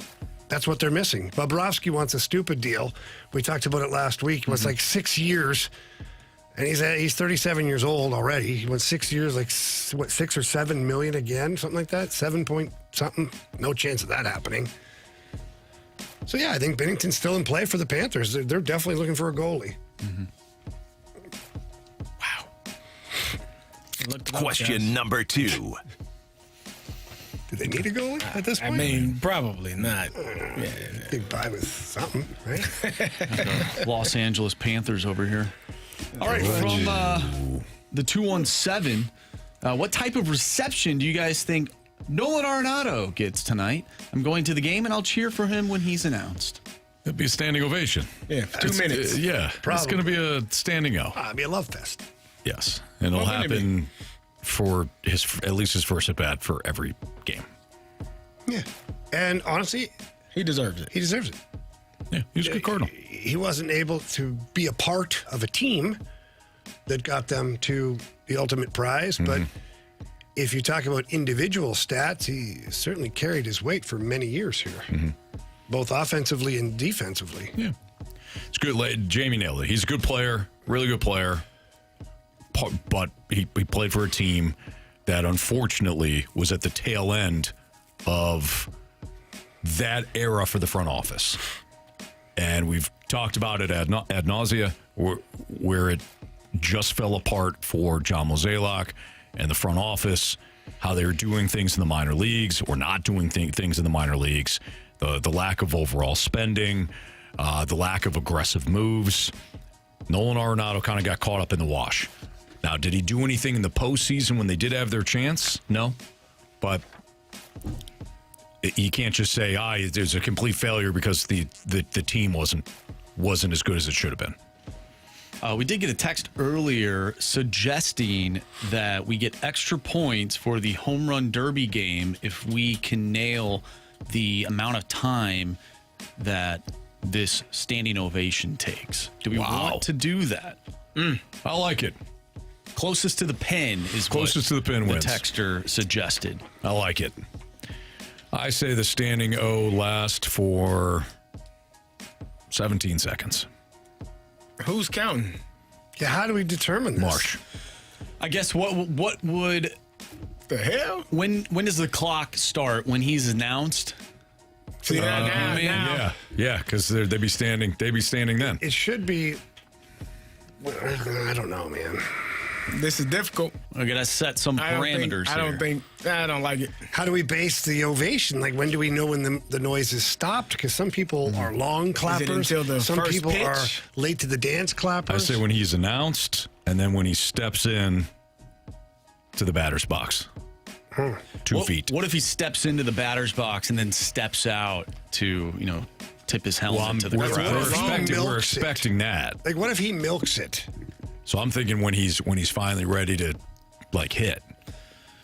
So when the pitch is thrown, do you want to do when the pitch is thrown? I say when the pitch is caught. Wow, then I'm going to change my answer. So hang on. So from the moment they announce his name till the pitch is caught, or till it's thrown. Let's go with it. Hey, I mean, it's tomato. As soon as the thank God for the pitch clock, but sometimes the umpires overrule it when they have situations like this, so the player can get his standing. They won't start it. And then they'll look up and give you this one starting now. Yeah. So the umpires, there's too many factors in this. Too many people could be paid off already in this. Jamie doesn't like it. Jamie doesn't like it. Yeah, it's flagged. No, it's fine. I'm with It's Jamie. flagged. He doesn't like it. I'm with Jamie. Marsh, would you like to just have it be you and I? Well, I don't want to do it anymore. Apparently, it's not cool to do it. He's only pushy like this when he knows something. He's got some insider information. He's in on it. Yeah. That's not true. They probably told him in New York while he was there. Am I hearing things? Sure. See? But that's just, I'm always hearing What things. if they boo him? They're not going to boo him. That booing him is at plus 1,200. It's just wild. Whenever I don't want to do something, everybody just gets on my case. But it's okay. Who did I got that? it. When was that? What was that? All the time. Remember that one time we didn't? I was like, hey, beat the streak. Got a lot of stuff going on here. And you're like, no, just call them. Let's just do it. Let's just throw a number out there, gentlemen. Why not?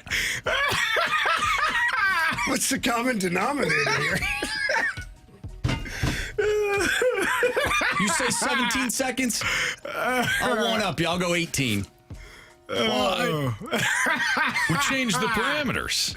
No, I'd say 22 seconds. You're stuck at 17. He's at 18. You guys should have had blind answers and then submit them, because whoever picks second. Yeah, that's true. See, it's tainted. The whole thing's tainted. It's all bad, man.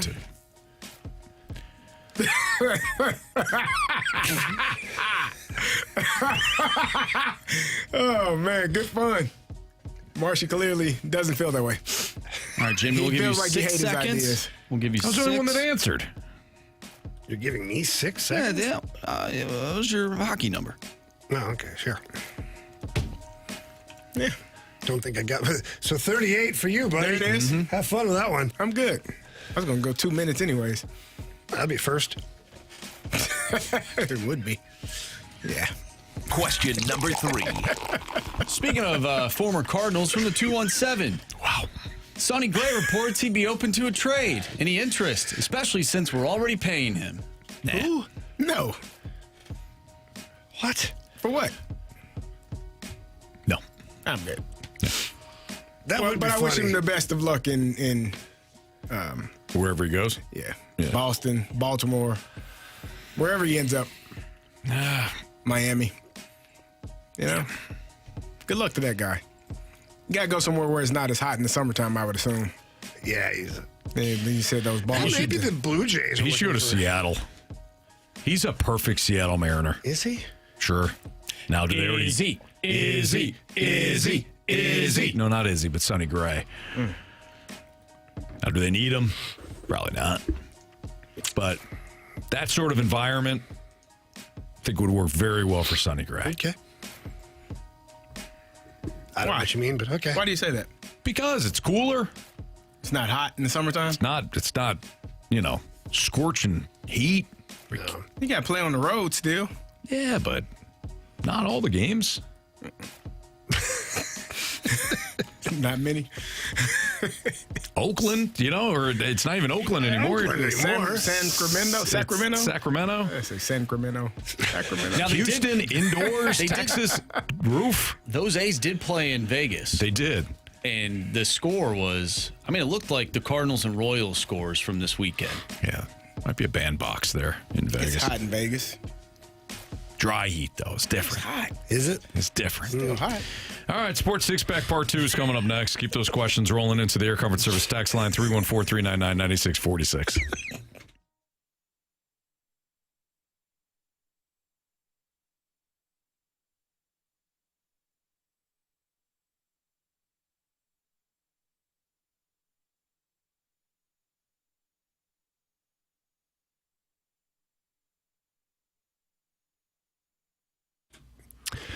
Well, my friends over at Circus Sports are celebrating America, turning 250 this year. Let me tell you all about it. First of all, you got to get to the Circus Sports app. So the App Store or the Google Play Store. Punch in Circus Sports. You've heard this before. Find the white logo. Click on that. Sign up, and then deposit $250 onto your account. The moment you do that, it triggers the special from Circus Sports, which means you bet through that $250 that you put in. The moment you're done with that, $250 from Circus Sports right back onto your account so you can continue to play and have a great time doing it at the same time. They got great money line splits, the best odds of any app that's out there. Download any other app, compare the odds. You're going to see Circus Sports has got them beat.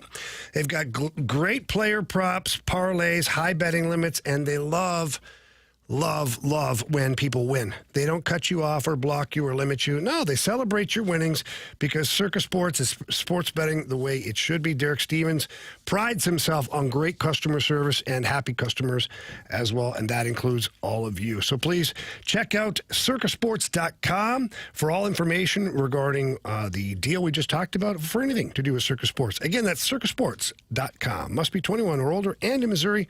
Gambling problem, call 1-800-GAMBLER.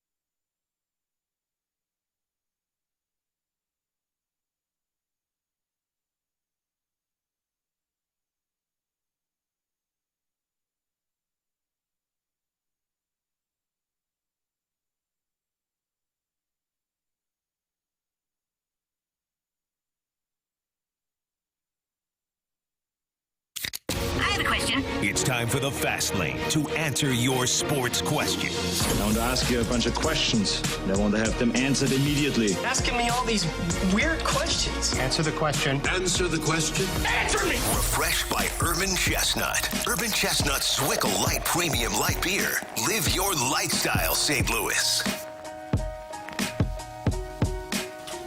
Part 2 of the Sports Six-Pack is right now. Feel free to keep those questions rolling into the Air Comfort Service text line, 314-399-9646. Almost said 56, 9646. All right, Marsh, hit it. Question number 4. Anthony, a lot of people have been waiting for you to return for one specific reason. Uh-oh. One of those people is the Water Boy. Could we get an update from Anthony about his thoughts on how the World Cup has been going? Well, I think I can sum it up by saying, USA! USA! USA! How about that, boys? Let's go. I don't want to take credit for it, but I did call them to the mat before the World Cup started. I said they're probably going to lose in the first round. Because they always lose. Not always in the first round, but they always lose. And I got to tell you, that club is playing with pure hate in their hearts. And I love it. For you? Yes. Okay. I love it. I don't want to take credit for it. I will if I have to. This team's rolling right now. Probably wins it all. Wins it all? You heard me. Okay. Did you see that last match? Sure.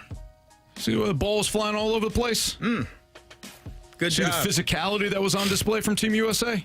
Without their best player, too, huh? Exactly. Yeah. I mean, anything's possible. Other clubs don't want to play us, CD. I know after you left the Thursday parade, you went to Washington to, you remember he told us he was like, I'm taking the PJ, leaving the parade Thursday, taking the PJ to Seattle to go watch the World Cup. So I know you have a better understanding. It's a hell of a week for you. Yeah, thank you. Hey, you took the time off, man. You deserved it. He didn't tell us. We had to see it on his Instagram story. That was he was in a box with Sam Darnold. Yeah, he was up there chilling. His favorite quarterback. He had that text thread with Sam. He sent the audio of when he said he was the most. I wonder why he was asking for that, too. He kept asking, like, can I get that audio? He didn't remember that audio? Yeah. It's like, I said he's the most important. Sammy D knew. Here, but sure. Yeah. He knew what I said about him. Appreciated it. You're like, no way. It was a fun week. Yeah. Also went to the zoo. St. Louis Zoo or Damn right. Seattle Zoo? No. After all that PJing around, he's got to what's the free zoo? Yeah, exactly. Yeah. Fuel costs are through the roof. Yeah, not great. I told you guys I didn't take my guy Lincoln to the to see the giraffes. Oh, you didn't? No. He did not. How the hell does that happen? You forgot. You've been talking about it for the last 2 weeks. We get in the car. So for those that don't know, I asked Lincoln, he had like a petting zoo come to his preschool. Lincoln's my 4-year-old. Preschool had a petting zoo and all that stuff. And as I was driving to camp that day, I said, hey, man, you excited for this petting zoo? He goes, no. I go, why not? Saw it. No giraffes. I asked. So he's pissed that there's no giraffes that are going to be at this petting zoo. So, of course, we took him to the zoo, St. Louis Zoo, for the first time last week. And you didn't? We're walking around, having a great time. We're seeing all kinds of stuff, man. All kinds of stuff at the zoo. It's awesome. It was great. First time he's there. Smiles all the time. We jump in the car. First I asked him, hey, buddy, how was your first time at the zoo? He says, I'm like, did you have fun? He goes, no. I said, what? Chris and I kind of like look at each other like, what is this kid going to complain about now? He's like, why not, man? No giraffes. You almost had to avoid the giraffes to miss them, though. I don't know how we did. You almost had to we saw go the zebras, in a completely different direction. The tiger. Were you guys out of the parking lot at this point? Oh, we were in the car. But were you out of the parking lot? You should have went right back in. You should have left the car running and left the other kids. Chris, hey, hold my keys. Stay here. We gotta go see these giraffes. I gotta go in here real quick. We got to go make a beeline to the giraffes. The giraffes aren't easy. They're further in the back. I looked at Madeline had the map. I don't know how you passed them. Well, I could tell you why. I mean, we did we saw the tiger, we saw the zebras, we saw the the leopard or whatever they have, and then we didn't keep going. We took a little left turn.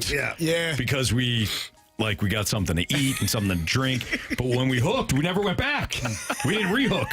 We didn't button hook back. In fairness to you, he never asked. No, but I mean, in his mind, he shouldn't have to. He didn't even want to participate in a school event because it didn't have giraffes. He already expressed his passion for this animal. He just assumed. He would assume that the people closest to him would know that this is what I came to see, and this should be number one on the list. I got to talk to our guy Kyle.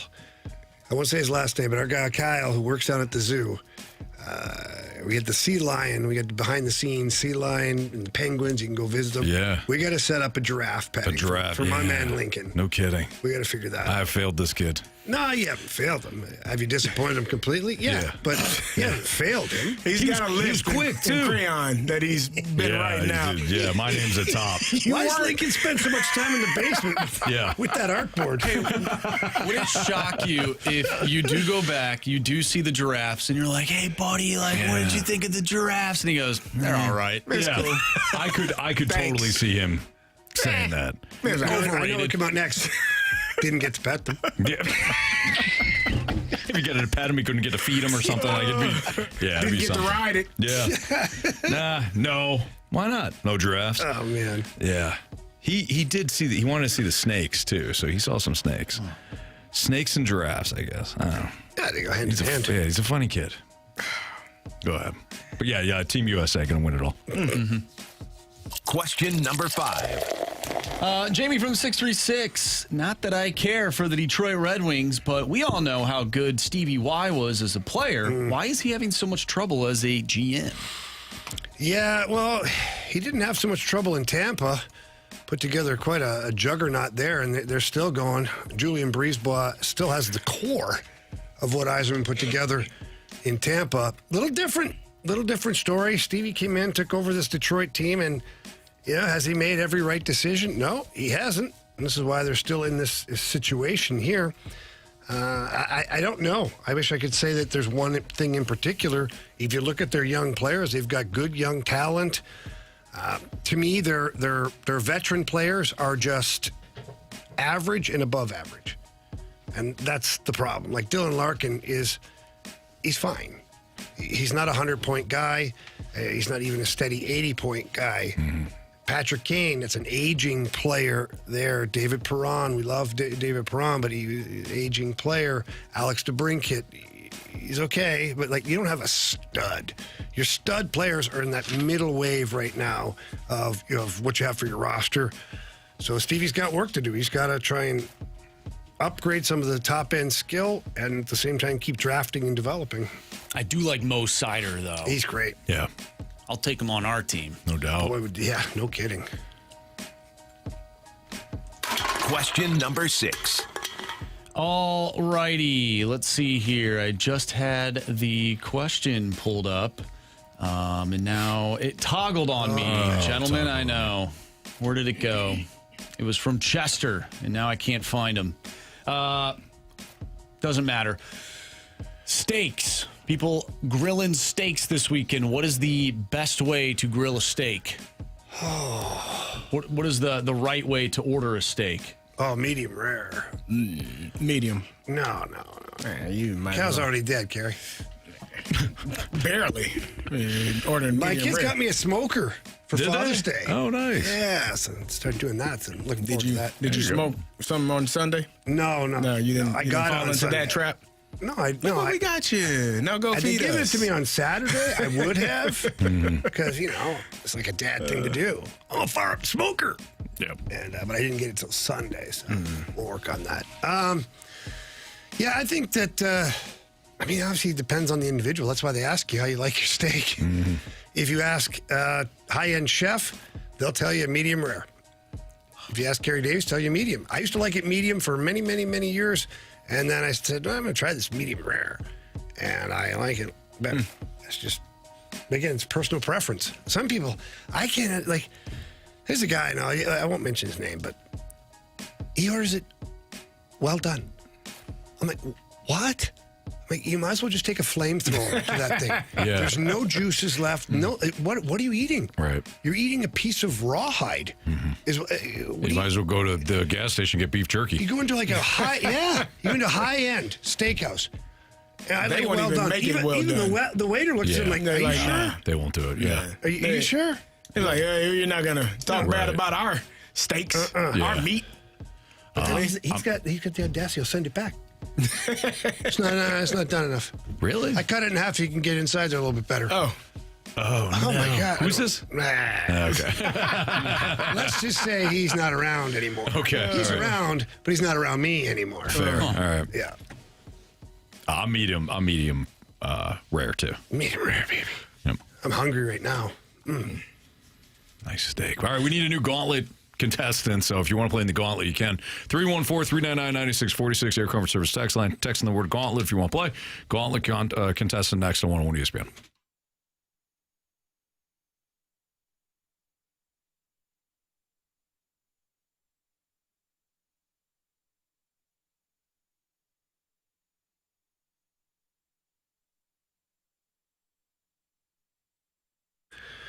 Well, you planning to sell your home anytime soon? If you are, you're going to want to get rid of that fast and for the most money. That's where my friend Gloria Liu comes in here. And if you're looking to try to sell your home quickly right now, or maybe at least just before Labor Day, it's a perfect time to call Gloria Liu. She and her associates, they're in the business of selling homes, not one or two a year, like several, one or two a week if they can, several per week, several per month, all of these things. And that's because she knows what she's doing. She's been in the business here helping families for over 23 years in the St. Louis area. And she's got a buyers in waiting program where she had thousands of buyers that are just sitting there, many of which who are looking for a home just like yours. So the moment you list your home, because Gloria Liu is going to price it accordingly, you're going to sell it quickly and you'll make the most money available, and that's important. What also is important is that Gloria Liu, because her business is expanding so quickly, she needs to add to her team. If you're a licensed real estate agent right now, looking for employment, looking for something awesome to do with a great team, you want to give Gloria Liu a call today. Tell her Jamie Rivers sent you in. Her number is 314-325-6888. That's 314-325-6888. Or you can always visit GloriaHasTheBuyers.com.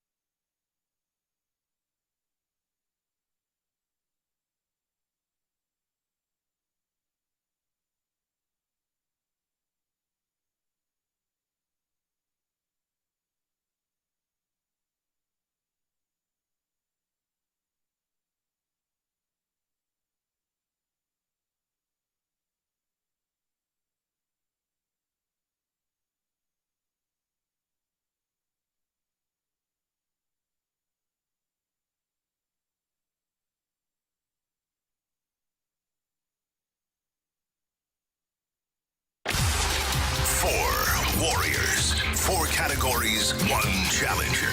Can you survive the gauntlet? Brought to you by Blue Note Roofing. Roofing, siding, and gutters. Visit BlueNoteRoofingSTL.com for a free inspection. 4:06, your time check is brought to you by Clarkson Jewelers, an officially licensed Rolex jeweler with Andrew Marsh, Carey Davis, and Jamie Rivers. I'm Anthony Stalter, and we bring in Luke for the Gauntlet. What's up, Luke? Howdy, how you guys doing? We're doing great. Appreciate you joining us. Thanks for playing today. Would you like to take on Marsh, CD, Jamie, or me in round 1? I'm going to do Jamie. All right, Jamie Rivers is up. Here we go. So Jamie's going to head to the Cone of Silence right now. Good luck, buddy. Thank you. You too. Thank you. Luke, go ahead and tell Marsh to spin that wheel. Spin that wheel, Marshy. Luke, what are you hoping for today? I got to be honest, I'm hoping for baseball. I think my baseball knowledge is pretty top tier. Okay, there you go. Like the honesty. Here we go. What do we got? Says baseball is his best category. Give it to him. Baseball is today's category. Nice. All right. There you go, Luke. Sometimes the wheel punishes, sometimes it rewards, and you didn't shy away from it. You asked for baseball, and you're going to get baseball. 4 questions, in fact. Each one is worth 2 points unless you ask for the options. If you ask for the options, those questions become worth 1 point. Are you ready? Let's get it. All right, here we go. Question 1. On Monday night, Pete Crow Armstrong became the first player in the majors to hit for the cycle this season. One of PCA's Cubs teammates also accomplished the feat last March. Name him. Last March. Could I get the options? Sure. Carson Kelly, Seiya Suzuki, or Ian Happ? Oh, sorry, my watch went off. I'm gonna go with Seiya Suzuki. Final answer? Final answer. Question number 2. Mike Cameron had 278 home runs and 3 Gold Gloves during his 17-year career. Identify his position. Can you repeat that? Mike Cameron had 278 home runs and 3 Gold Gloves during his 17-year career. Identify his position. Okay, position. Man, I'm gonna be honest, I'm not sure who that is, so I'm gonna take a shot in the dark and I'm gonna say second base. Final answer? Final answer. Question number 3. In 1975, this icon finished 5th in NL MVP voting. It was named Sports Illustrated's Sportsman of the Year. 1975. Oh, geez. Let me get those options. Options are Jim Rice, Reggie Jackson, or Pete Rose. I think I'm going to go Reggie Jackson. Final answer. All right. Final question, Luke. Who served as the 1982 Cardinals primary catcher? Primary catcher in 82. See, Ozzie would have been on that team. Let me get the options. Was it Darrell Porter, Tito Landrum, or Gene Tennants?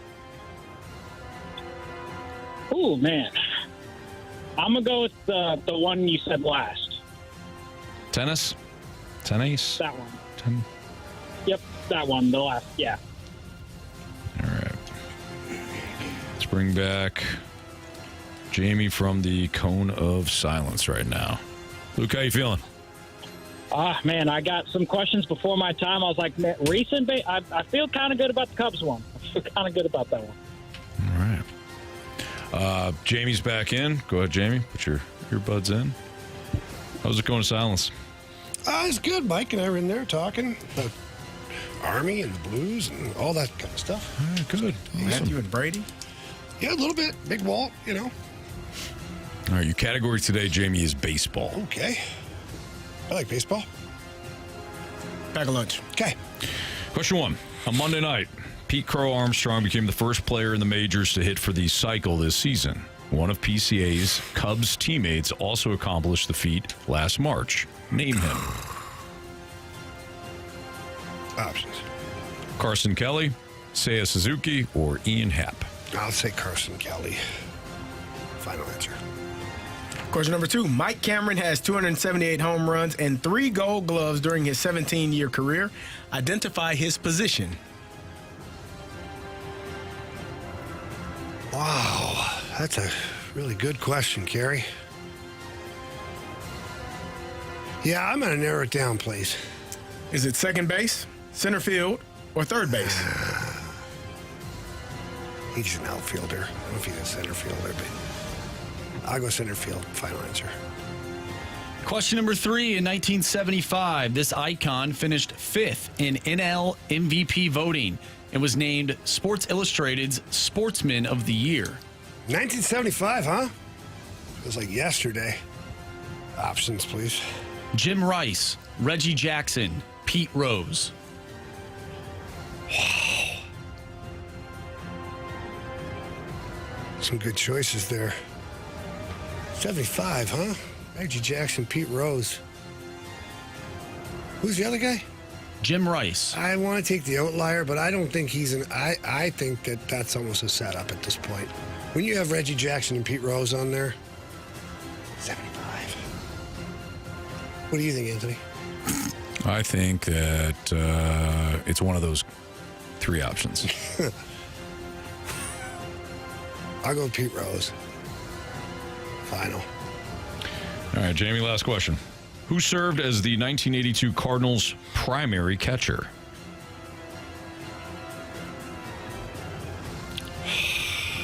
Options. Darryl Porter, Tito Landrum, or Gene Tennis? Give me that Tito. Final answer. All right. Let's roll.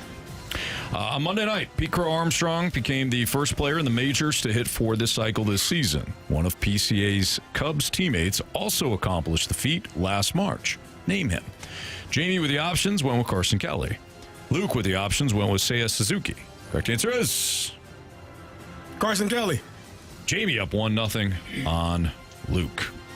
Who served as the 1982 Cardinals' primary catcher? Jamie went with Tito Landrum. Luke went with Gene Tennis. Correct answer is Darryl Porter. Darryl Porter is the correct answer.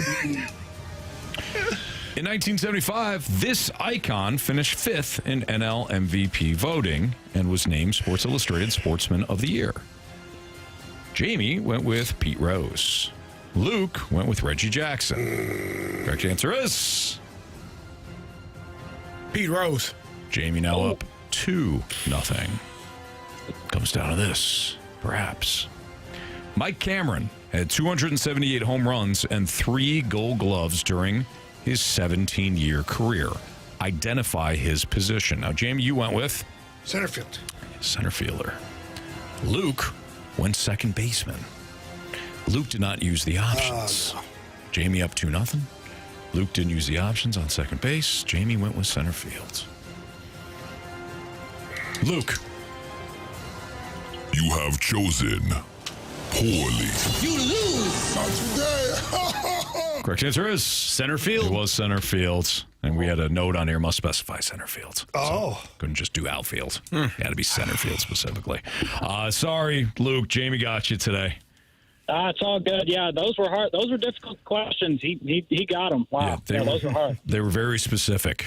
Very specific. Yes, they were. Yeah. Luke, we appreciate you listening. Thanks for playing, man.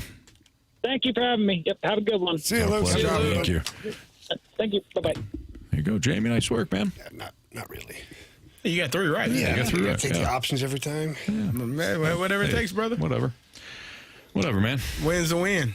Luck's involved, too. Either way. Better be lucky than good sometimes. By the way, we have former NFL, the head of player personnel, DeMaurice Smith, that's going to join us at the bottom of the hour. So 4:30, DeMaurice Smith is going to join us.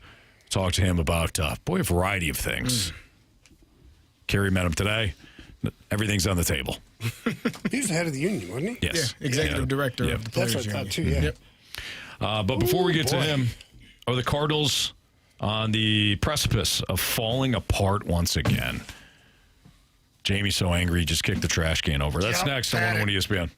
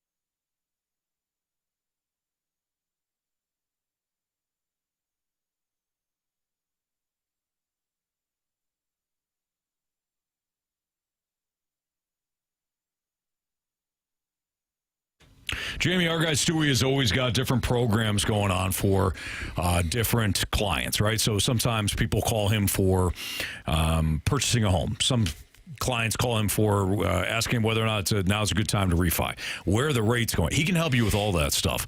In fact, he's got a program that ends June 30th, the 1%, I don't know if he's calling it a plan or a program, whatever it is, but he's saving people money, locking them in to the current rate, and then if things change, Jamie, that's when the good stuff comes. That's when the good stuff happens. Yeah, and you got to make sure that you don't procrastinate.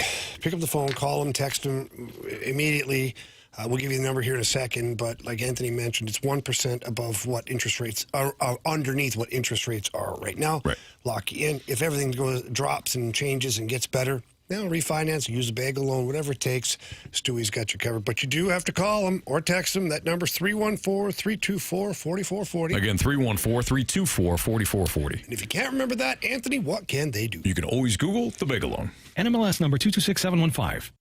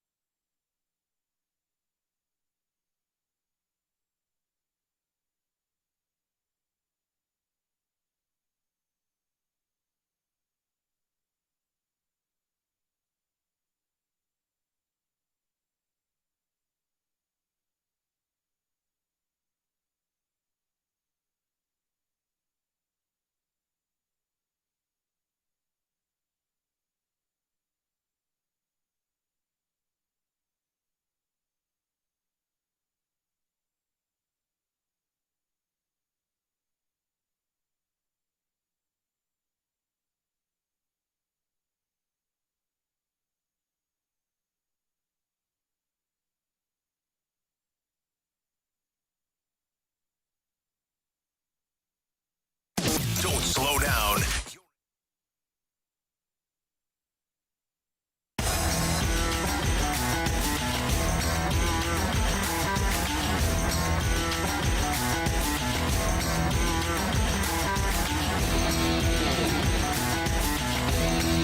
Are the Cardinals on the precipice of falling apart once again? It's Fastlane on 101 ESPN. I understand the nature of the question, right? It's been frustrating. They've lost 6 of their last 10 games. They're coming off a really frustrating series against Kansas City. If the pitching, and this I'll just state the obvious first, if the pitching is anything like it was over the weekend for the majority of the rest of the season, yes, they'll fall apart. You can't continue to outrun your pitching problems. And the pitchers, the starters specifically, all had their issues. It wasn't just Matthew Liberatore. Dustin May has been great for them. He was throwing batting practice to some degree yesterday, too. Michael McGreevy, he went 5 innings. That wasn't pretty. The pitching has got to improve. whether it's internally or maybe it's got to be internally. But even if you slug the way you did over the weekend, obviously they lost 2 of 3. So again, they're not going to be able to outrun their pitching problems. But when I look at this Cardinals team at 41-34, it still doesn't feel to me that they're going to have the bottom fall out.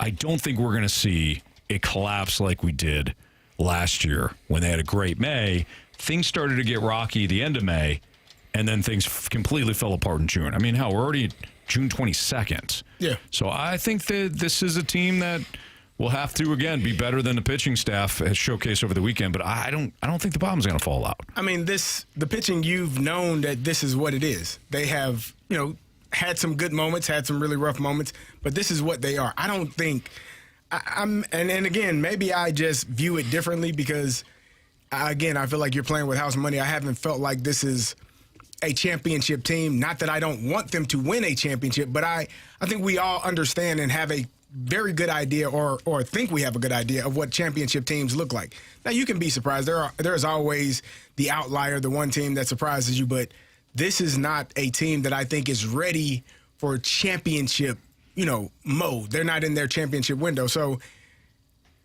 the bottom falling out is in comparison to what they are now, but not in comparison to what most people thought that they would be. Mm-hmm. So if the bottom does fall out, air quotes, they probably fall back to what everyone expected them to be, which is a really good young team that has some really high upside. It just is not this year. But I think when you're watching them, you kind of become a prisoner of the moment and get so enamored with how well they're playing, and they are playing outstanding, that a part of you starts to believe, oh, he can do it. Mm-hmm. Yeah, this could be the year. Yeah. This is it. When in actuality, it may not be the year, and you may be a few years from that, and that's okay as well. Mm-hmm. I look at this Cardinals team, and yeah, I agree, but they went 4-6 in their last 10. Not great. They still are sitting tied with the Phillies, top of the wild card. I never thought they would be there. So did we think this year is going to be without pain? In fact, the Cardinals told us at the start of the season it could be more pain than anything else. And we haven't experienced hardly any of that pain with this team because everything has been above and beyond what we thought could be. And Chaim Bloom and Ollie Marmol, they've done their job of managing properly. Chaim Bloom has not sat back with his feet kicked up. He's made moves with the minor leagues. He's DFA'd guys. He's optioned guys. He's called guys up. He's constantly moving the roster around within the parameters of what he currently has to try and keep sparking this team. You can't complain about the offense. Chaim Bloom, almost to a man, has done a great job of extending this lineup to where every night offensively you feel like the Cardinals are at least competitive. And is the pitching going to dip at times? Yeah. Is this a great time for the pitching overall from rotation through bullpen? No, it doesn't look great right now. It doesn't. But if you're going to be patient with some of the hitting, you still have to kind of watch some of the development here. You don't have to like it, but there is going to be some pain. There is, but I also... Just last week, you were ecstatic about the performances from Dustin May. Not you specific, not you, but I'm just saying in general. I was too. I thought it was a hell of a performance. Right. So there's ebbs and flows in sports. Like it's not always going to be great. It's not always. It doesn't because you have a down day or a down performance, especially in baseball when you play every dang on day. Mm-hmm. It's not as detrimental, in my opinion. The margin for I don't want to say error. The margin of the results can be drastic in baseball. And we get so excited with Dustin May. He's had a couple of really great games pitching. We get excited about that. It happens. And then player has a bad game. But because he plays a position that is so magnified, then so is our reaction to that. And the whole pitching staff was not good this last series. They've struggled quite a bit over the last, I'd say, week to 10 days. We've had certain guys that are, we're riding the roller coaster here with these guys. So, yeah, baseball, the pitcher gets highlighted a lot, and so does each batter individually. Right now, the batters are doing pretty good, but the pitching has found a spot where they're not performing. Yeah. I think we'll definitely see what kind of team this is in the next few weeks, because you have the Diamondbacks coming up, who are right there in the wild card. Marlins, same thing. You have the Braves. We know how good the Braves are. Cubs, Brewers for 5 games. Braves again. D-backs heading into. Then you take on the Angels, but that's from now to July 19th. So this stretch, we'll see what this team is made of. All right, it's Fast Lane on 101 ESPN. Cardinals conversation continues in a little bit, but we are going to be joined by DeMaurice Smith, the former NFLPA executive director for the NFLPA. He's going to join us. We'll talk to him about some misconceptions maybe the fans have when it comes to labor negotiations between the players and owners. Maybe to get into some guaranteed contract talk. That's all next with DeMaurice Smith here on 101 ESPN.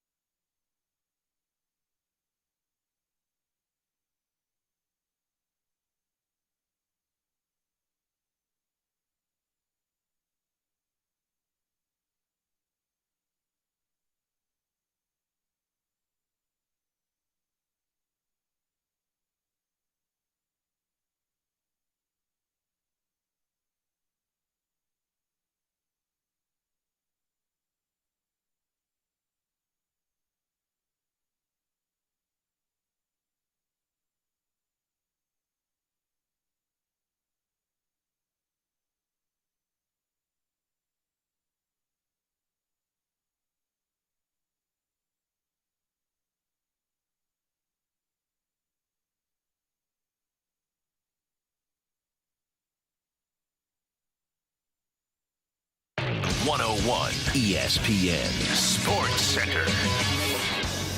I'm Andrew Marsh. It's time for a Sports Center update brought to you by Saliga Heating and Cooling. The Cardinals look to get back to winning series as they take on the Arizona Diamondbacks tonight. 6:45 first pitch with Andre Palante on the mound. Coming up next, we are going to talk with former executive director of the NFLPA, DeMaurice Smith. So stay tuned right here in the Fast Lane. I'm Andrew Marsh, and the Sports Center update is brought to you by Saliga Heating and Cooling, a Daikin heating and air conditioning dealer.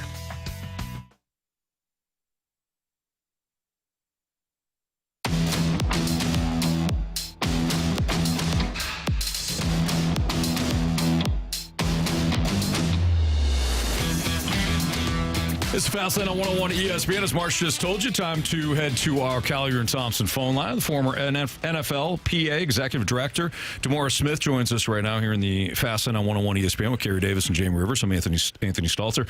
DeMaurice, we appreciate you joining us. How are you?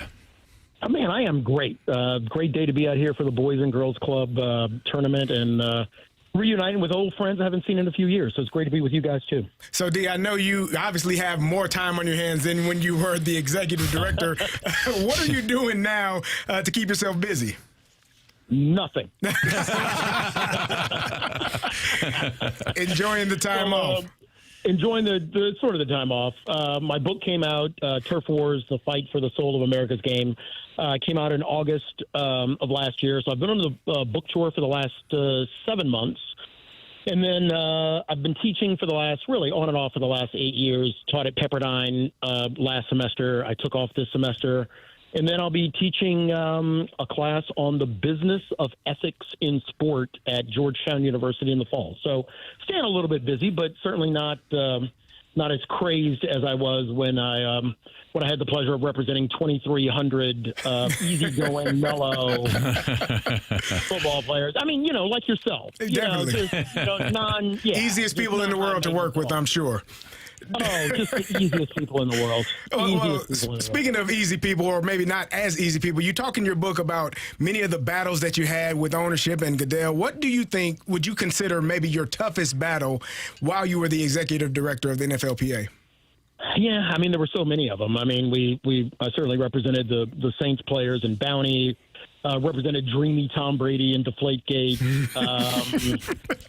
Probably the toughest for a bunch of reasons was when we were representing Colin Kaepernick during the anthem protests, because it was, as you can remember, that battle wasn't just with the NFL. It was, let's just say it played out every day. It played out politically. It certainly played out, over the airwaves.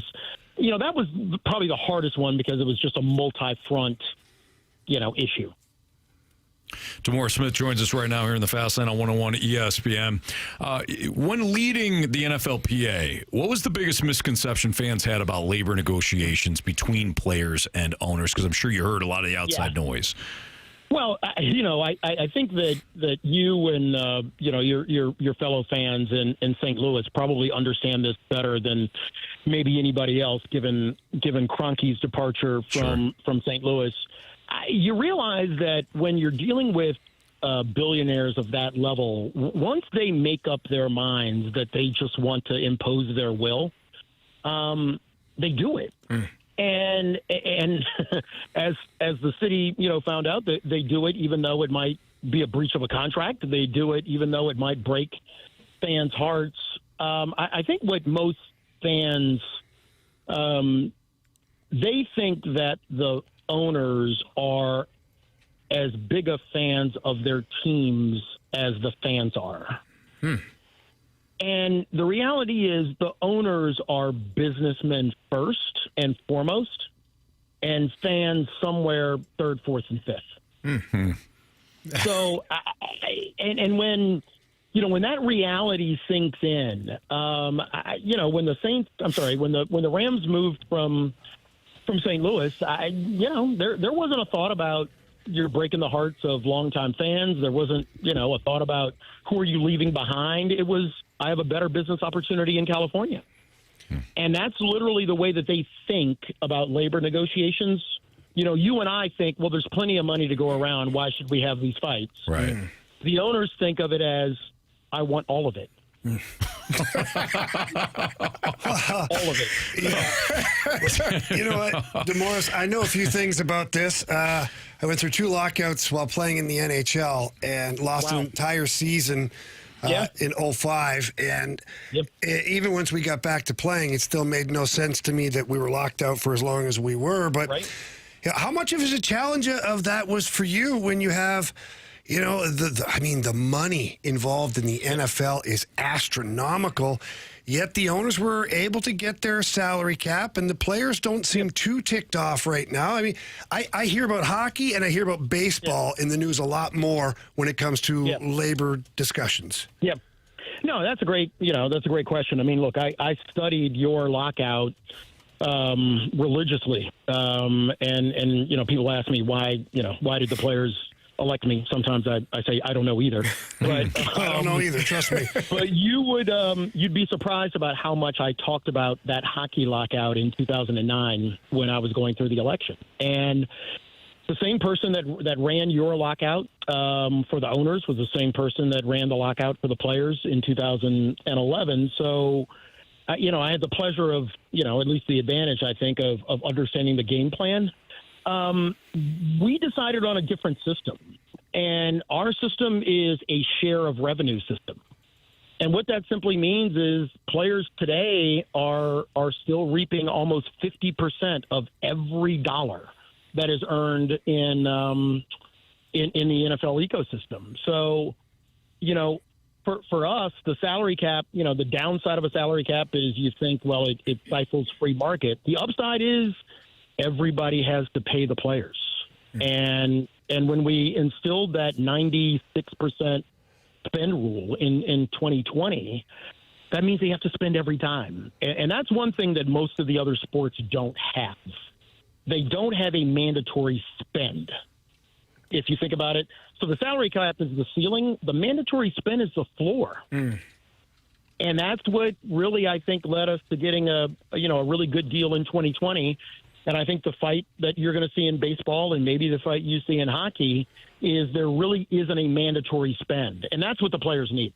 D, you were obviously a part of the 2011 issue with the players and the ownership. How was that moment when you kind of realized that ownership had no intentions on having any type of season? They were going to use the money from the TV markets and not use that to not have any season whatsoever. What was that moment like for you all when you figured that out?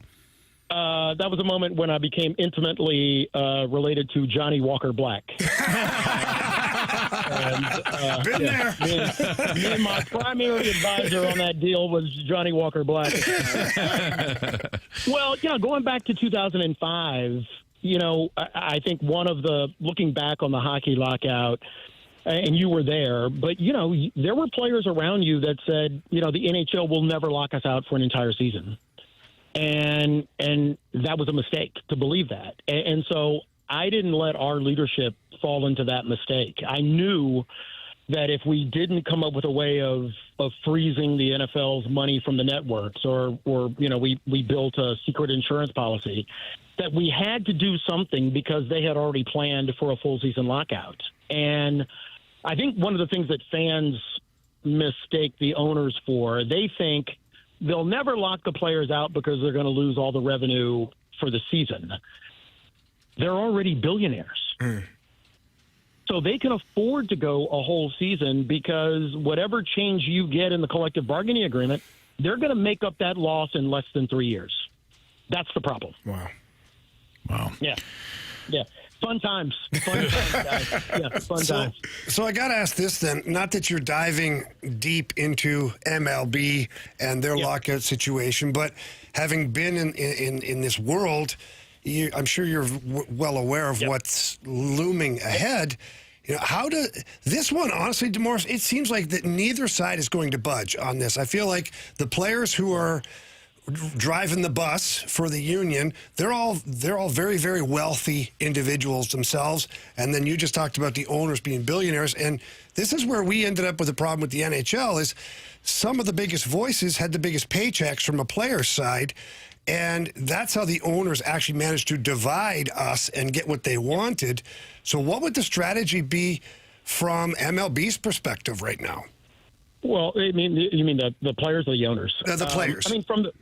From the players' perspective, look, I intimately familiar with that union, and look, I'll just tell you right now, that union was always good to me and good to our players. I'm a hardcore union guy. I think what you're seeing by some of the stars in MLB, I think that's exactly what you need to see. You need to see your leadership stepping up and deciding that they're going to fight for the players, because again, fans think, well, wait a minute, this guy's earning a lot of money this year. Every collective bargaining agreement, for the most part, benefits players after the current generation of players are playing. right? So the guys that are fighting for the union know that they're not likely to benefit from this collective bargaining agreement, but they also know that if they don't fight for a good one, they're going to hurt the guys that come in to take their lockers, 5, 10, 15 years down the road. So, you will never, ever, hear me say anything other than great things about guys that are willing to fight for their unions, because here's the other way of looking at it. They might earn a lot of money, but you know what? Being a union rep is thankless. Sure. It is. You're going back into your locker room, and everybody in your locker room is yelling at you. You're going back in front of the owners. They're yelling at you. It's a thankless job. And to borrow a line from Mike Vrabel, when we were going through our lockout, I remember Mike telling Robert Kraft, unlike you, I can't bequeath my locker room like you can bequeath the Patriots to your son. The only thing I can do is to make this locker room a little bit safer, a little bit better, and guys making a little bit more money than me. And I always took that to heart of that's the fight for the union. Sure. A couple more things for former executive director of the NFLPA, DeMaurice Smith, here on 101 ESPN. DeMaurice, do you think fully guaranteed contracts in the NFL will ever be a thing? Or do you think owners successfully slammed that door after the Deshaun Watson deal? Well, if you look over the, not to get into too much, recent nasty history, but I was the one that filed the collusion lawsuit in 2022 before I left. My successor had some sort of view of that we lost that case when the arbitrator actually found that the NFL urged teams not to do fully guaranteed contracts. So I always answer that question with both facts and a pledge to the future. Fully guaranteed contracts are not in any sports collective bargaining agreement. I know most fans think that guaranteed contracts are in the MLB contract, that they're in the NBA. They're not.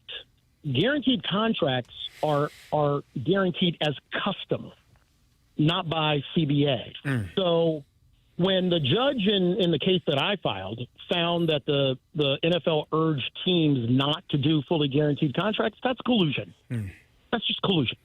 So the real question is whether there will be the will of the players to fight for fully guaranteed contracts and whether they can defeat the collusion by the owners. D, we were talking earlier about this, and I wanted to get your thoughts on it with Brian Flores. He's kind of got a collusion case going on as well with what happened to him in terms of being hired, and a couple of other coaches have joined into the suit. What are your thoughts about his thought process on the hiring process of black coaches and where he stands right now? Yeah, well, first of all, we talk about collusion. Let's just level set for all the fans out there. The NFL owners do one thing really well. They cheat. This isn't D. Smith just making up something. Okay, every now and then I might make up something, but I'm not making that up. I mean, they've always colluded. They colluded in 2011, and a judge found that they colluded. I believe they colluded to blackball Colin Kaepernick. That was collusion. The case that I filed on guaranteed contracts, the judge found that there was a desire to collude. Brian Flores has alleged that the owners colluded against him. Why? That is not inconsistent with the owners. So I think what he's done and done well is he's decided that he's going to fight.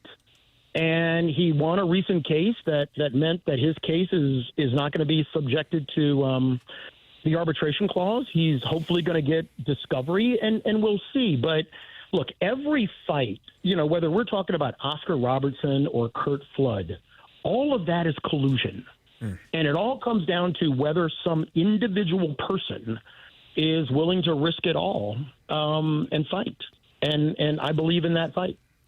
DeMaurice, can you one more time throw out your book name and anything else you want to say about the book? I'm sure it's fascinating.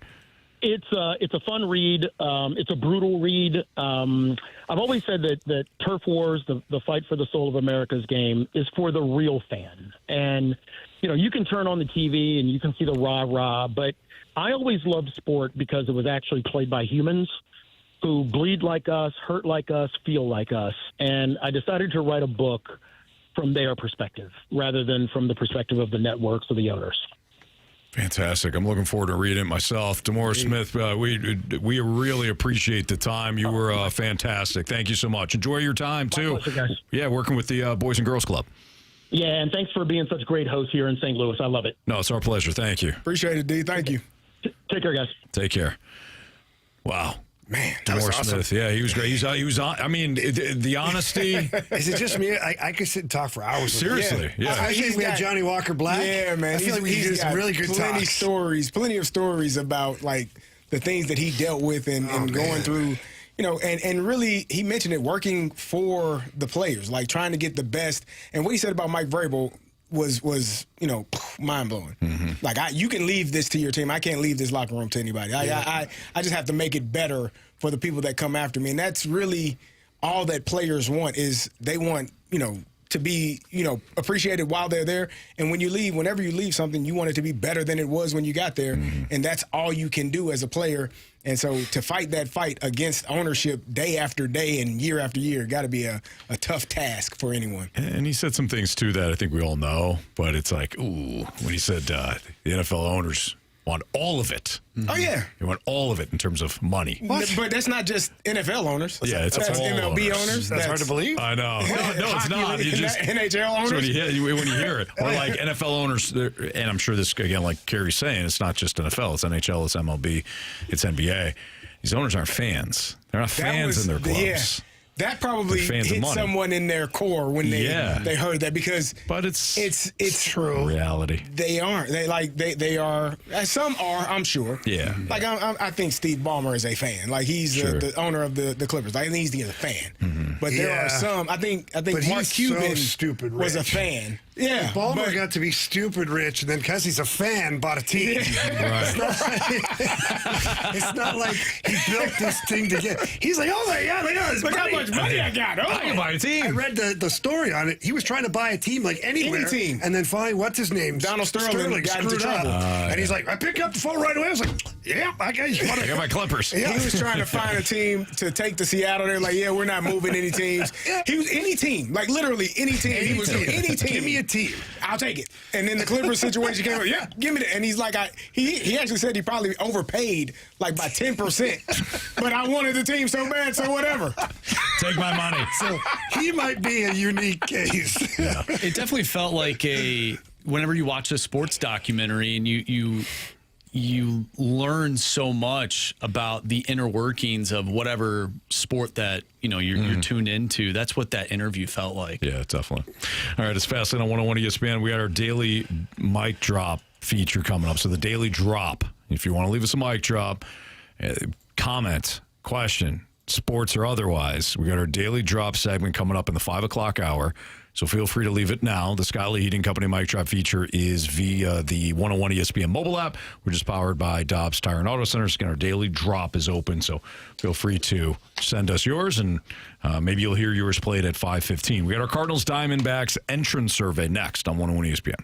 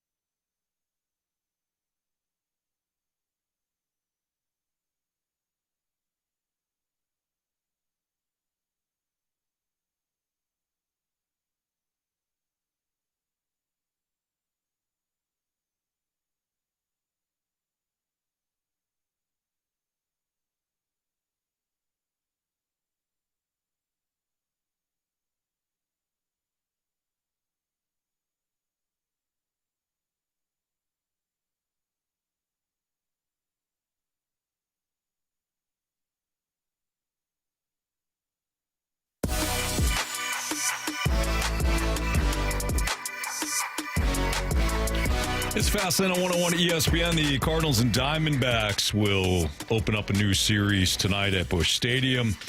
Cardinals 4-6 in their last 10 games. They gave up 30 runs in 3 games over the weekend against Kansas City. Not great. And by the way, I know you guys discussed this last week. We are going to do a Janet show tomorrow. So we got big plans for that. Janet passed away last week or the week? Maybe it was the week before, June 10th. So I know you guys had talked about it. I was off last week, but we certainly discussed it in our group chat. And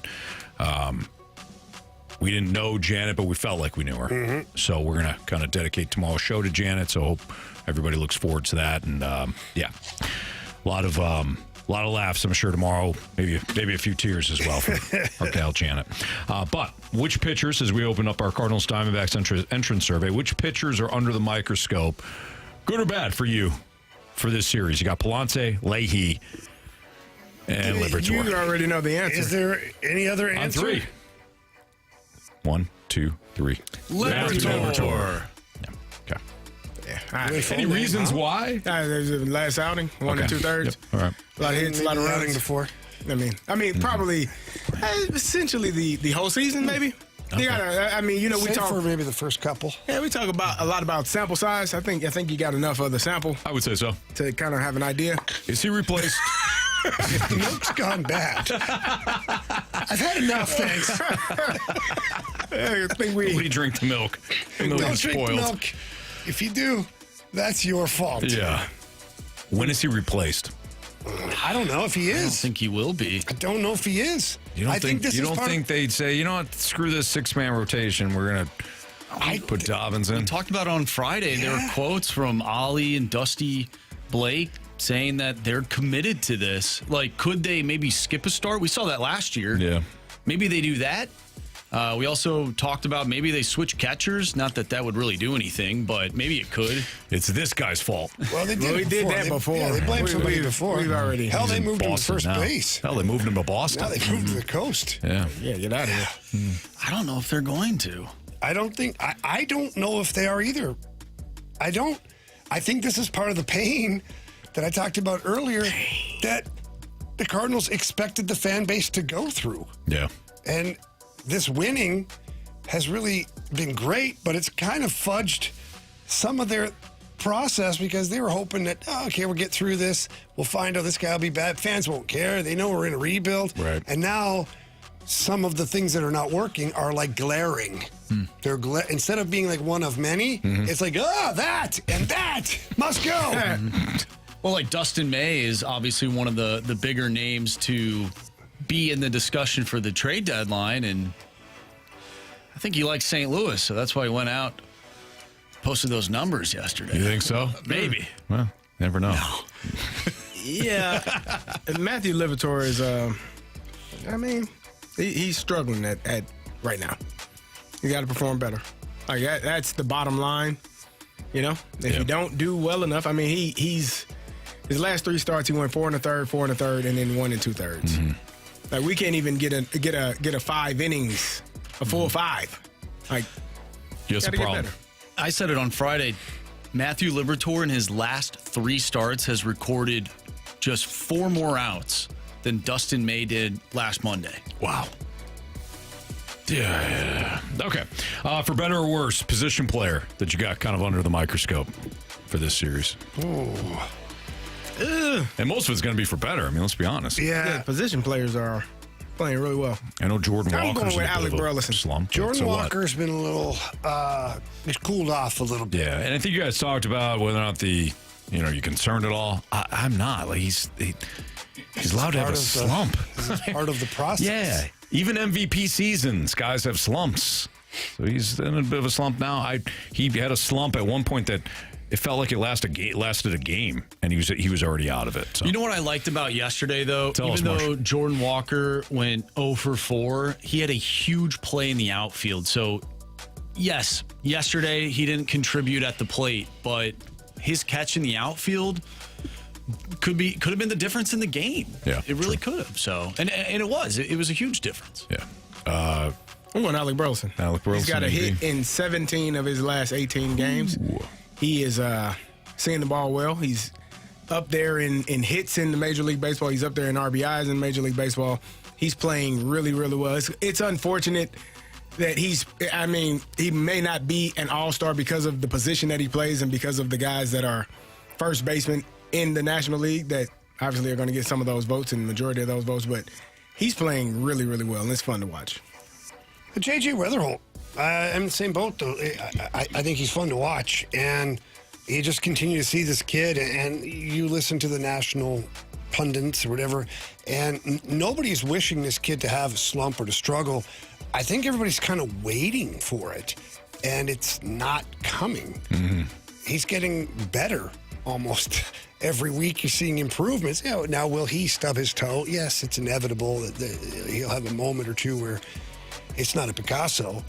But this kid, man, he is the real deal. I like watching J.J. Weatherholt play baseball because he's going to give me something exciting to watch on both sides of the game. Sure. I feel like I bring this player up a lot when we do these entrance surveys, but Mason Wynn, some people probably not too happy with just his offensive output as a whole this season. Would you call me? It wasn't directed at you. You looked at me. You're right. I'm not supposed to do that. But he's batting 400 in his last 7 games.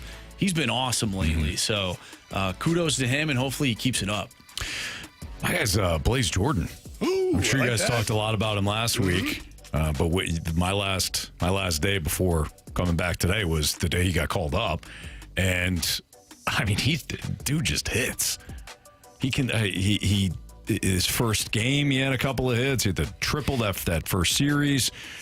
He looks more and more comfortable. I know he had a diving play. I can't remember what series it was. Maybe it was that first series, or maybe it was the San Diego series. I don't know. Can't remember at this point. But he made the diving play at third base. So I would say Blaze Jordan. What's your biggest storyline heading into this series, Marsh? It's got to be the pitching. Can they rebound? On 3. 1, 2, 3. Pitching. Yeah. Okay. Yeah, all of it. All of it. Makes sense. Bumper to bumper on the pitching. Will it improve or will it suck-ola? What questions need to be answered in this series? Is the pitching going to... 1, 2, 3. Pitching. Okay, good. All right. Bullpen and starters. Jamie, your prediction for the series? I think the Cards bounce back. I think the Cards win the series. I do too. Samesy. Sames. Sure. Oh, no, you say it. Sure. No, not sure what. Cardinals win the series. Okay. It's a 4-game series. Yeah, you want to change it? You want? You heard it. You heard us. Change it? You heard us. No, Carey. No, we bleed red. Okay. Okay. I believe you. Yeah. Mm-hmm. Sure. Okay. I believe you. Biggest question of the day is next on 101 ESPN.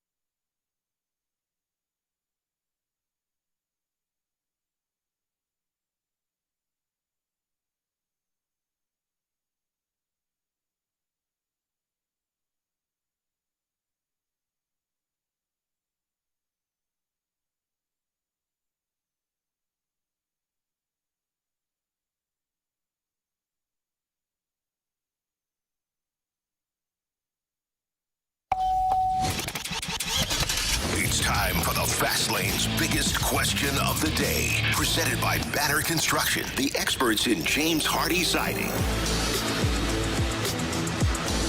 5:07, your time check brought to you by Clarkson Jewelers, an officially licensed Rolex jeweler. Andrew Marsh has got our biggest question of the day. All right, gentlemen, the biggest question of the day is, did this weekend's events solidify the idea that both the Cardinals and Blues need to stay the course? And what do I mean by that? Let's start with the Blues side of things. Brady Tkachuk obviously goes to Florida to become a Florida Panther. Blues not on his list. I would assume that there's a lot of superstars that probably wouldn't have St. Louis on their list to go play, at least right now. So without all that being said, does that make it more of a thing that the Blues need to stay the course with their young players to develop? On the other side, the Cardinals pitching, we just talked about it, was not great. Did this weekend against the Royals solidify the idea that the Cardinals need to get more pitching in their system? Because what we're watching right now, some of these guys, they might not cut it moving forward. All right, let's answer the first question, the first part of your question, Marsh. I think what you're saying is it's not easy to get players from other organizations and just go ahead and count them as part of your future plans. That should be obvious, but based on some of the things that we're seeing on the text line today, the Blues should have had Brady Tkachuk, even though the Blues weren't on his list of teams that should be traded to. This reminded me a little bit of the Giancarlo Stanton situation when Stanton was in Miami. Yeah, good call. And the Cardinals were interested. In fact, there was two teams that were really interested that he told both of them, thank you for your interest, I appreciate it, but no, I'm not going to you. Cardinals fans just thought it was one, based on some of the comments. He's rejecting us. San Francisco Giants were really in on Giancarlo Stanton. He didn't want to go to either team. Why? He wanted to go to the four that were just in the championship series from the previous year. And he preferred to go on a coast. But mainly he wanted to go to one of the four teams that were just playing in the league championship series. It's difficult to get Stanton when he's in his prime. It's difficult to get a Brady Tkachuk or a Matthew Tkachuk or just assume that you can sign the next big free agent when they come about. So to answer your question, are they doing it the right way? 100% yes. Sure, you can supplement. You can supplement with a deal at some point. But that's usually going to happen at the trade deadline. And it's going to hurt, and it's probably going to be more for a rental than somebody like Stanton, Tkachuk, right? You need to stay the course in having the best farm system or the best minor league system that you could possibly have, because those internal options are the ones that are going to be your core. And then when somebody comes about that is attainable, you're ready to pounce. And you have the resources in your minor leagues or your farm system to make that deal. But this is the way to do it. Because Brady Tkachuk, you might not be on Brady Tkachuk's list of teams. Sorry. And even though the Wild and the Hurricanes and the Vegas Golden Knights are on there, they were on there, but they weren't really on there because he was going to go to the Florida Panthers no matter what and play for his brother. Mm-hmm. So, yes, I think the Blues and the Cardinals are doing it the right way. We don't know what the results are going to be, but I do like the way that they're building their teams. Yeah, and we have to remember something about both of these teams in particular. They're not in the win now mode yet. Like, do they want to win every game? Of course they do. But, like, for the Cardinals, give John Mozeliak all the crap you want, but when he thought they were going to make that push, he got Paul Goldschmidt. He somehow managed to get Arenado, where he added two huge names to the roster. Now, did he go and get pitching and fill us up properly that way? No, he missed the boat on that. But that was John Mozeliak's shortcoming. Right. It's not that he didn't try. He just tried in the wrong way or didn't do everything the right way as far as getting the right pitching. Sure. As far as the Blues are concerned, we have no idea if Brady Tkachuk is going to re-sign. He has 2 years left. He's got this year and next year. And if he's looking at his brother has 4 years left total.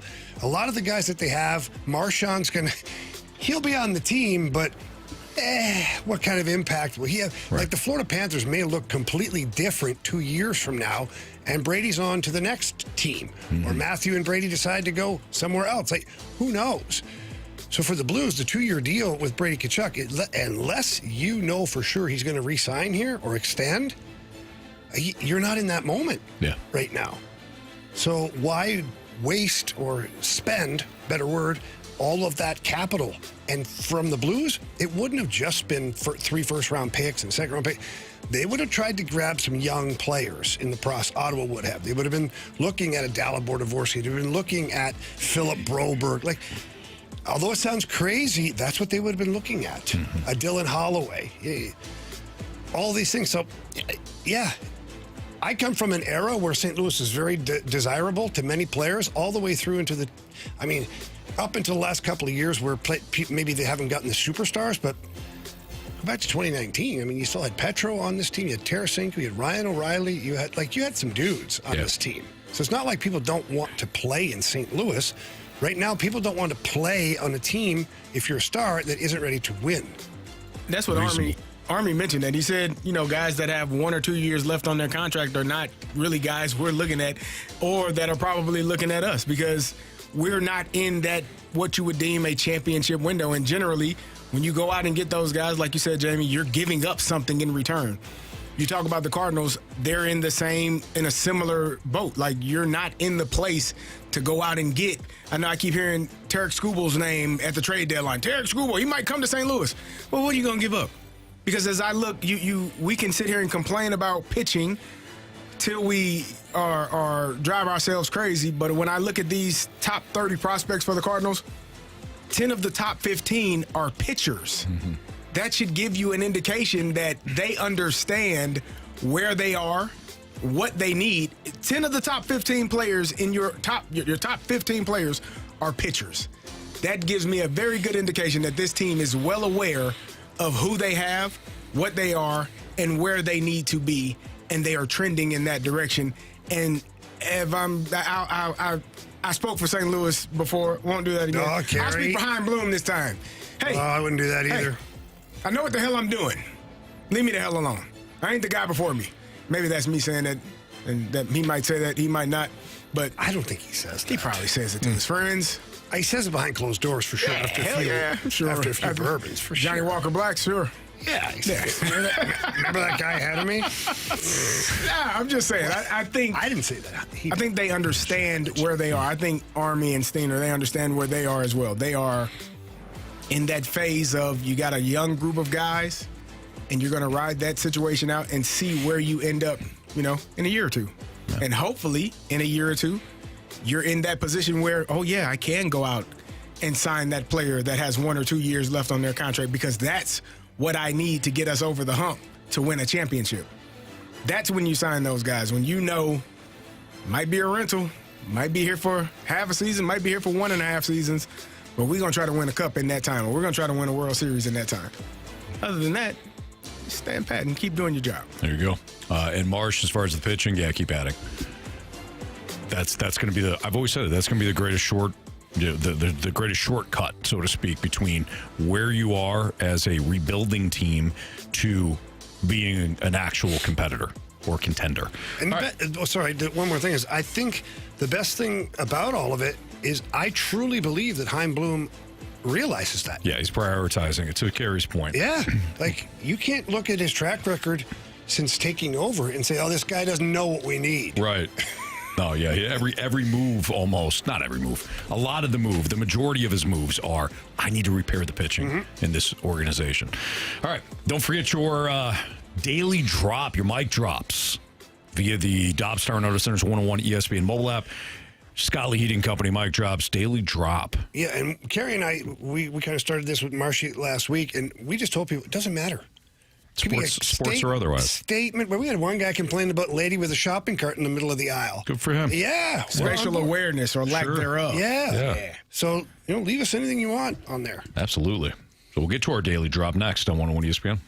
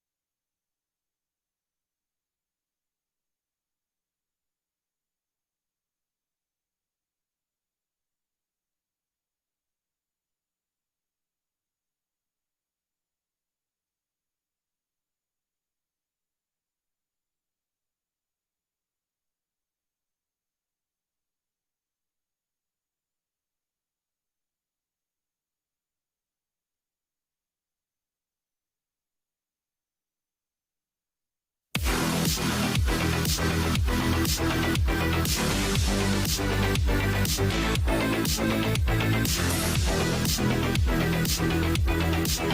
just wanted to say you guys are awesome, and I love your segment about Roman sports, and wish you would do other ones like that. It was the most hilarious thing I've heard in months. The Roman times, man. Yeah. It was the Roman Nathaniel. media. The gladiator. But you know what the best thing about those types of segments is, believe it or not, they're organic. That came out of nowhere. Yeah, that did. If we tried weren't even to talking set about that up, oh, it'd be terrible. it would be choppy. It would be. But then one thing this group does very well is once we stumble into something, we realize it. Yeah. And we have fun with it. Mm-hmm. And we stay into it for just enough, and then we'll go back to sports. That was funny that day. I don't even know how we got onto it.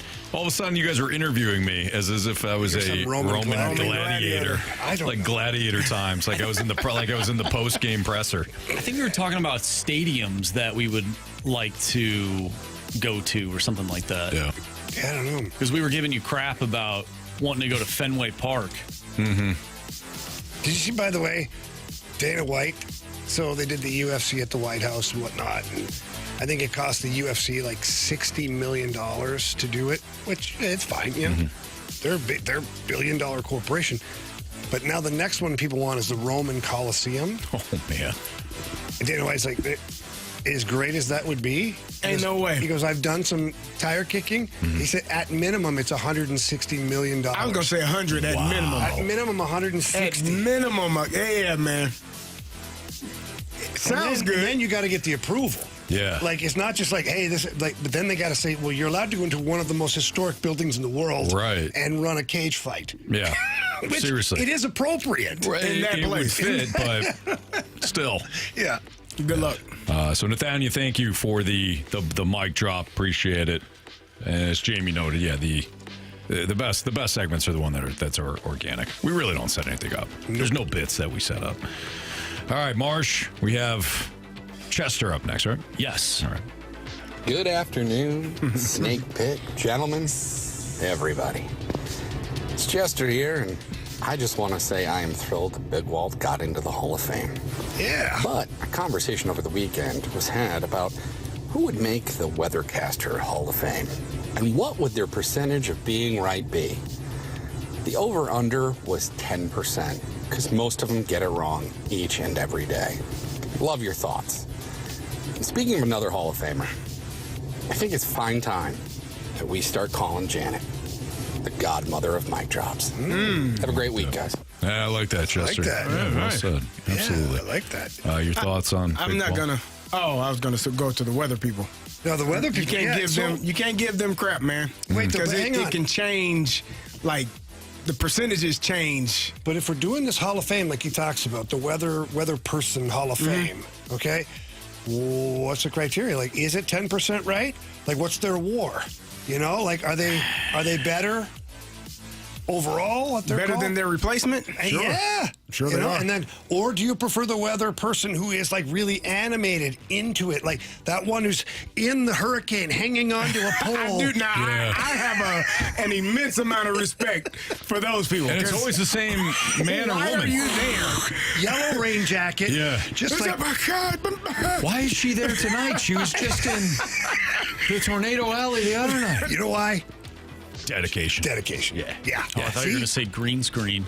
No. Marsh, Should I ever tell you all my hurricane story? No. Like how when I was living in Florida, I was playing for Tampa Bay. Okay. And so I lived in St. Pete across the bridge. My uncle lived there. He grew up there pretty much. He moved there when he was like 18. So I lived with him in St. Pete.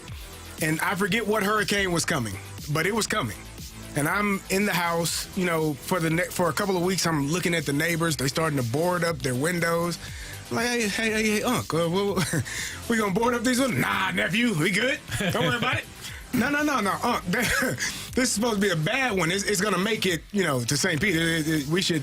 Everybody else is boarding up their windows. Nah. Hey, they don't know nothing about this. You good? All right, man. So it was literally the day of the hurricane, or what I thought was going to be the hurricane. I'm in the house by myself, He's at work, and it is 3 o'clock in the afternoon, and it is pitch black. And I mean like pitch black, like midnight pitch black. Because there's no street lights on. Nobody's outside. I looked outside and said, oh, yeah, this is it. I just went to sleep. I'm going to go. Ain't nothing I can do. Ain't going to fight it. Ain't no arguing or worrying about it. I'm just going to go to sleep. And whatever happens, hopefully, I'll pray and I wake up. Well, it worked. It did. And he was right. It was like a tropical storm. It wasn't even a hurricane. But I was freaked the hell out. Like tornadoes, you all see how I respond to those. I don't deal with Mother Nature very well, man. Sure. This was worse.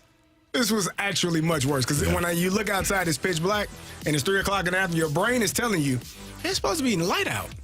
It's not. It's not. And so, oh, man. Something's wrong. Something's wrong here. Not a great feeling. Yeah, my parents went through a couple of hurricanes down in Florida. The one was real bad. They gave me, I think I bought like a walkie-talkie or something, because the phones were going to be down. And, like checking in throughout the day. They're like, yeah, it's getting worse. Gone. Like, I hope everything's all right. I can't do anything from St. Louis, Missouri. No. Oh, my goodness. A couple hours later, we're all right. Like, and my parents are these people that, like, they're pretty resourceful, right? So they'll put, like, the gas grill on. They'll do, like, coffee and stuff and have the neighbors come over. Hey, we're good. Like, no power, water everywhere, no cage over the pool anymore. And they'll just say, hey, what do you need?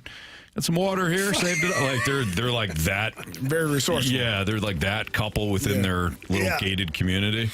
Because they're probably the young ones in that, like that. Young ones at Del Boca Vista. Yeah, exactly. Yeah, the early retirees.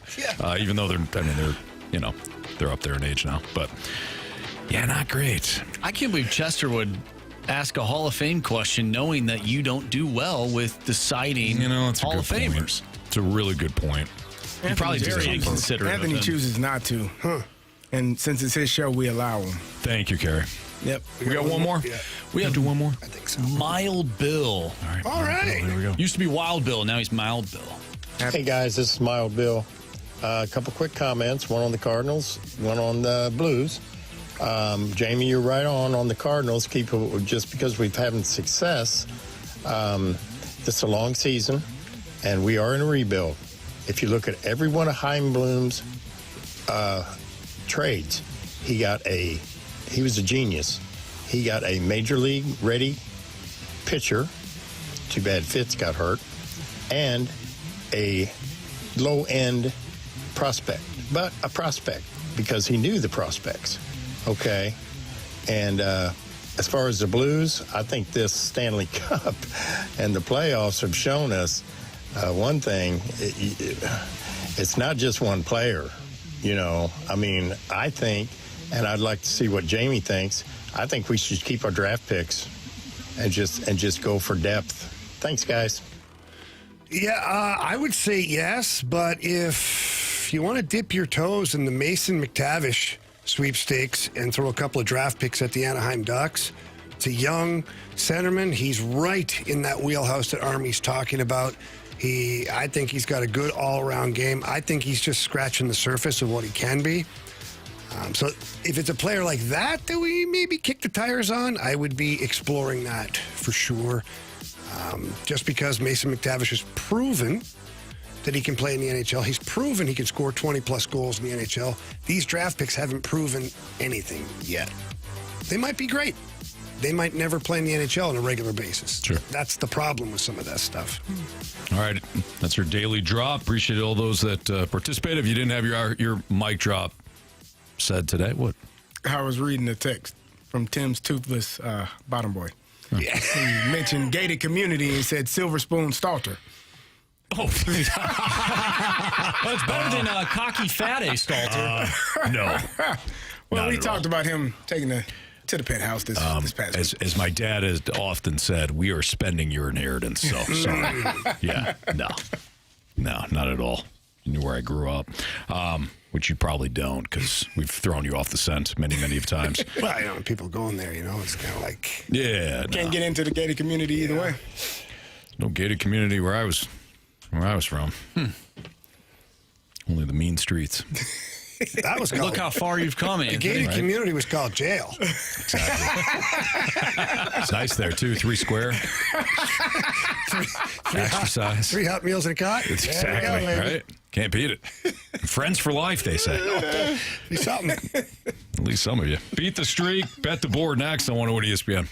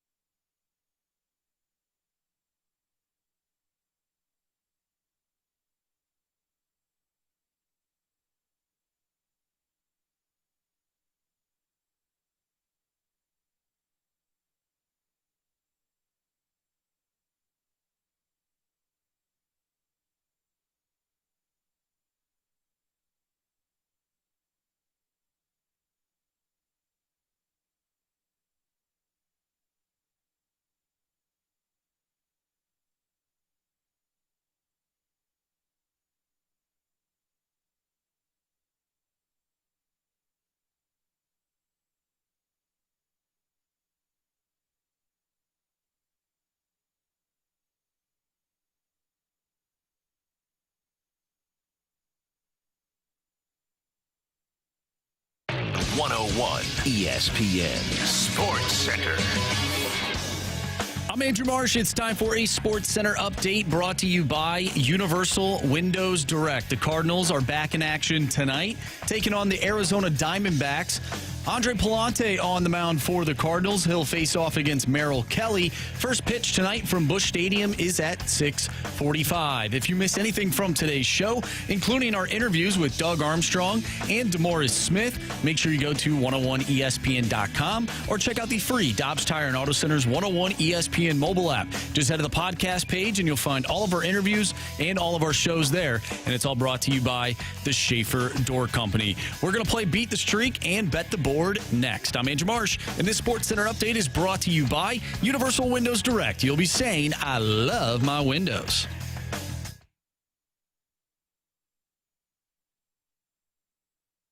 I want to hit baseballs. All of my successes depend on me. You're ready to hit. The hits just keep on coming. And his first big league hit is a bullet up the middle.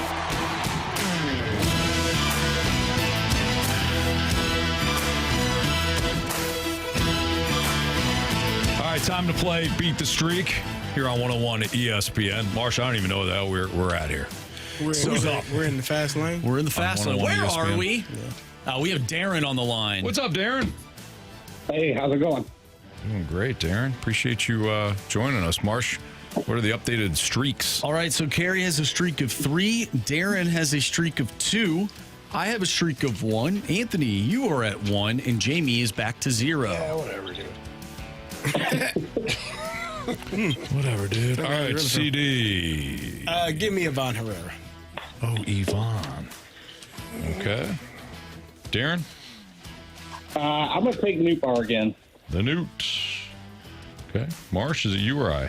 I will go. I think I have to do it. I'm only at 1, so it's not that big of a deal. Since he's in town, give me Arenado. Wow. Okay. Wow.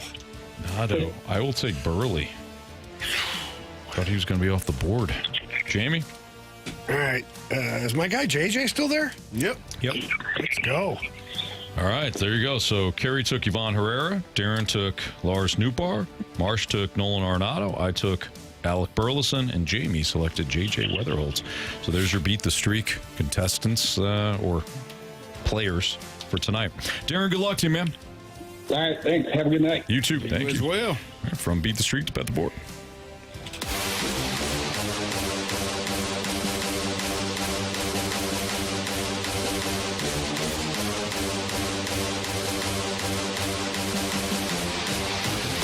All right, now I'm really lost on this. I have no idea how anybody's doing. You're in last place now. Nah, am I? I could be. I don't know. No, I've been terrible. Marsh, what are the standings? All right, so Anthony, you and I are tied at 8. Carey is on a bit of a hot streak right now. He's at 7. Ooh. And yeah, Jamie's been terrible. He's at 5. Into it. Terrible. Okay. Ooh. So who's up? I am up first, then you, Anthony, then Carey, and then Jamie will go last. I'm going to go with the Atlanta Braves tonight on the money line, minus 110. San Diego's at minus 109. But Michael King is pitching. You saw him here in St. Louis. Didn't really go well. Not great. So give me Atlanta. Okay. Give me the St. Louis Cardinals, minus 144 tonight against Merrill Kelly. Give me Bryce Terang, 1.5 hits, runs, RBI. You rang? Minus 145. Okay. Jamie? Give me the Toronto Blue Jays, minus 131. Mama Blue Jays. Mm-hmm. All right. So there's bet the board and beat the streak. A little note here. Last 2 times that one of us has picked the Cardinals to win in bet the board, they've lost. So you want to reconsider? No, I believe in them. He doesn't care. All right. No, I care. He doesn't care. I believe in them. He cares more about his thing than the thing. Yeah, that's correct. Like the ownership group that we heard about earlier. Wow. Hey, Wait, Anthony's a billionaire? Silver Spoon Stalter. Silver Spoon Stalter. I guess, yeah. Well, you guys had me in New York last week celebrating with the Knicks. Private jet. Then went to the World Cup game, you said? Seattle. Mm-hmm. You just all over Seattle. Yeah, that's where it was at, didn't it? Weren't they in Seattle? I thought you had me at. I thought you had me they at were in DC. Seattle. No, the USA played in Seattle. Yeah. You were going to watch the USA. You're so drunk you don't remember. No, hell You just got on the plane, man. Mm-hmm. I Where's remember this the thing suite going? with Sam Darnold. Yep, that's right. Oh, that's right. Don't worry, yeah. Mr. Stalter, we got you. Yeah, thank you. He does this all the time. I said thank you, Bill.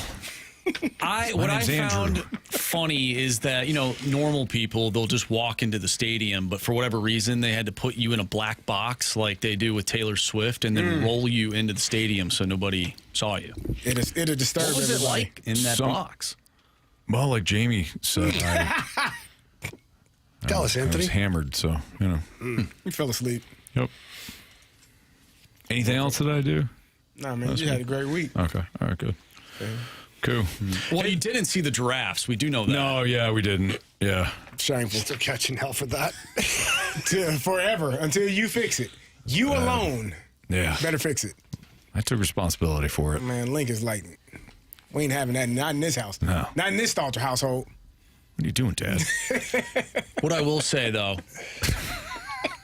I saw Kristen made a Happy Father's Day post for you, and I saw you and Madeline's handshake. Oh, Can yeah. you give us a little background on the handshake? Because it looks pretty cool. Yeah, we do that before all of her dance competitions, and Madeline's very creative, and she invented that handshake a couple of years ago. So we got to do it before every dance competition. Okay. Yeah. It's a good one. Yeah. And I think Kristen sped that one up a little bit, so it looked even cooler. Oh, okay. Yeah. Lincoln, I don't think, would do a handshake. He don't care. I don't think he would. I don't know, man. I think if you like the handshake, you do it. Your problem might be him finding the handshake he likes. Yeah. He ain't nothing. Like, nah, you do it with your other That is kids. lame. No. Do it with the other Do it with kids. the other two. It's not my thing, Dad. Yep. It was funny. I was in the garage. I was in the garage yesterday, and Lincoln and Killian were playing with the neighbor kids, and one of the neighbor kids came into the garage, and I was on the other side of the car, so I don't know if they knew I was in there, but Lincoln and the other kid comes in, and Lincoln's like, "These are Killian's toys," or something like they're Killian's stuff. He's like, "This is Killian's stuff. He doesn't like it when you touch his stuff. Don't touch his stuff, Nathan." He set the tone. I'm like, Lincoln. And he came around the car. He goes, "I'm just telling him he can't touch Killian's stuff." I go, I know. I got it. I think Nathan's got it. All right. I think we're good. I go, Nathan, you can, You know what, feel Anthony? free. Don't Feel touch free. that. He Yeah. was just establishing guidelines. He was. He's setting my drum set. He was Setting very boundaries. clear. Yeah. Very clear. He's setting boundaries. I don't mind it. I don't hate it. That's his stuff. I think Lincoln should spend more time at my house. I think so too. I think you would enjoy. Oh, we saw Killian was your spirit animal. Lincoln might be it. We'll send him home properly. Don't I'm sure.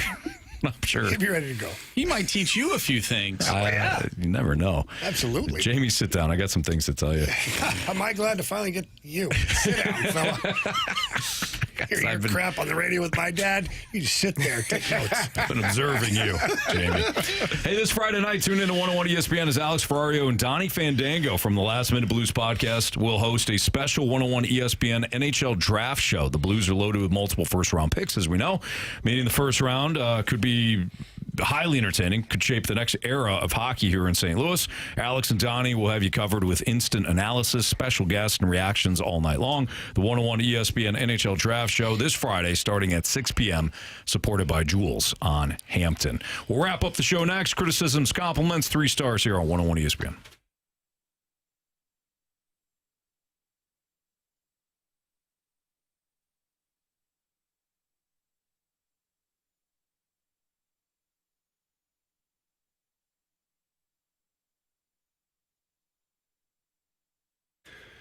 Urban Chestnut, they just keep rolling out great beer after great beer. We've been talking for a while about the old Zwickel Light. It is awesome. If you're into light beers, but you're not into watered-down beer, then Zwickel Light is for you. Tastes like beer, yet Yet, it's only 95 calories, only 3.7 carbs. You don't get all bloated when you're drinking that. When it's ice cold, too, it's just so good. It's crisp, clean, refreshing. It's a kind of go everywhere, do anything beer. But the best part is brewed here in St. Louis for St. Louisans. But that's not where they stopped. Lots of beers over at Urban Chestnut. But the new Squirrel Works. It's a hazy IPA. So many people say, well, I'm not really into the IPA. I'm like, I know, me neither. But why don't you just do me a favor? Have a sip. And once they do, they taste it and they go, oh my goodness, that is so good. They can't believe that it's a beer, let alone an IPA that they said they didn't like, and they leave there loving it. And you can purchase that in a pack of 4 cans, or you got the single cans available. As far as the Zwickle Light's concerned, cans and bottles are available. For anything else that you're wanting to know about Urban Chestnut, or for more information about either of those beers or all the other beers on the roster, just visit urbanchestnut.com. Again, that's urbanchestnut.com.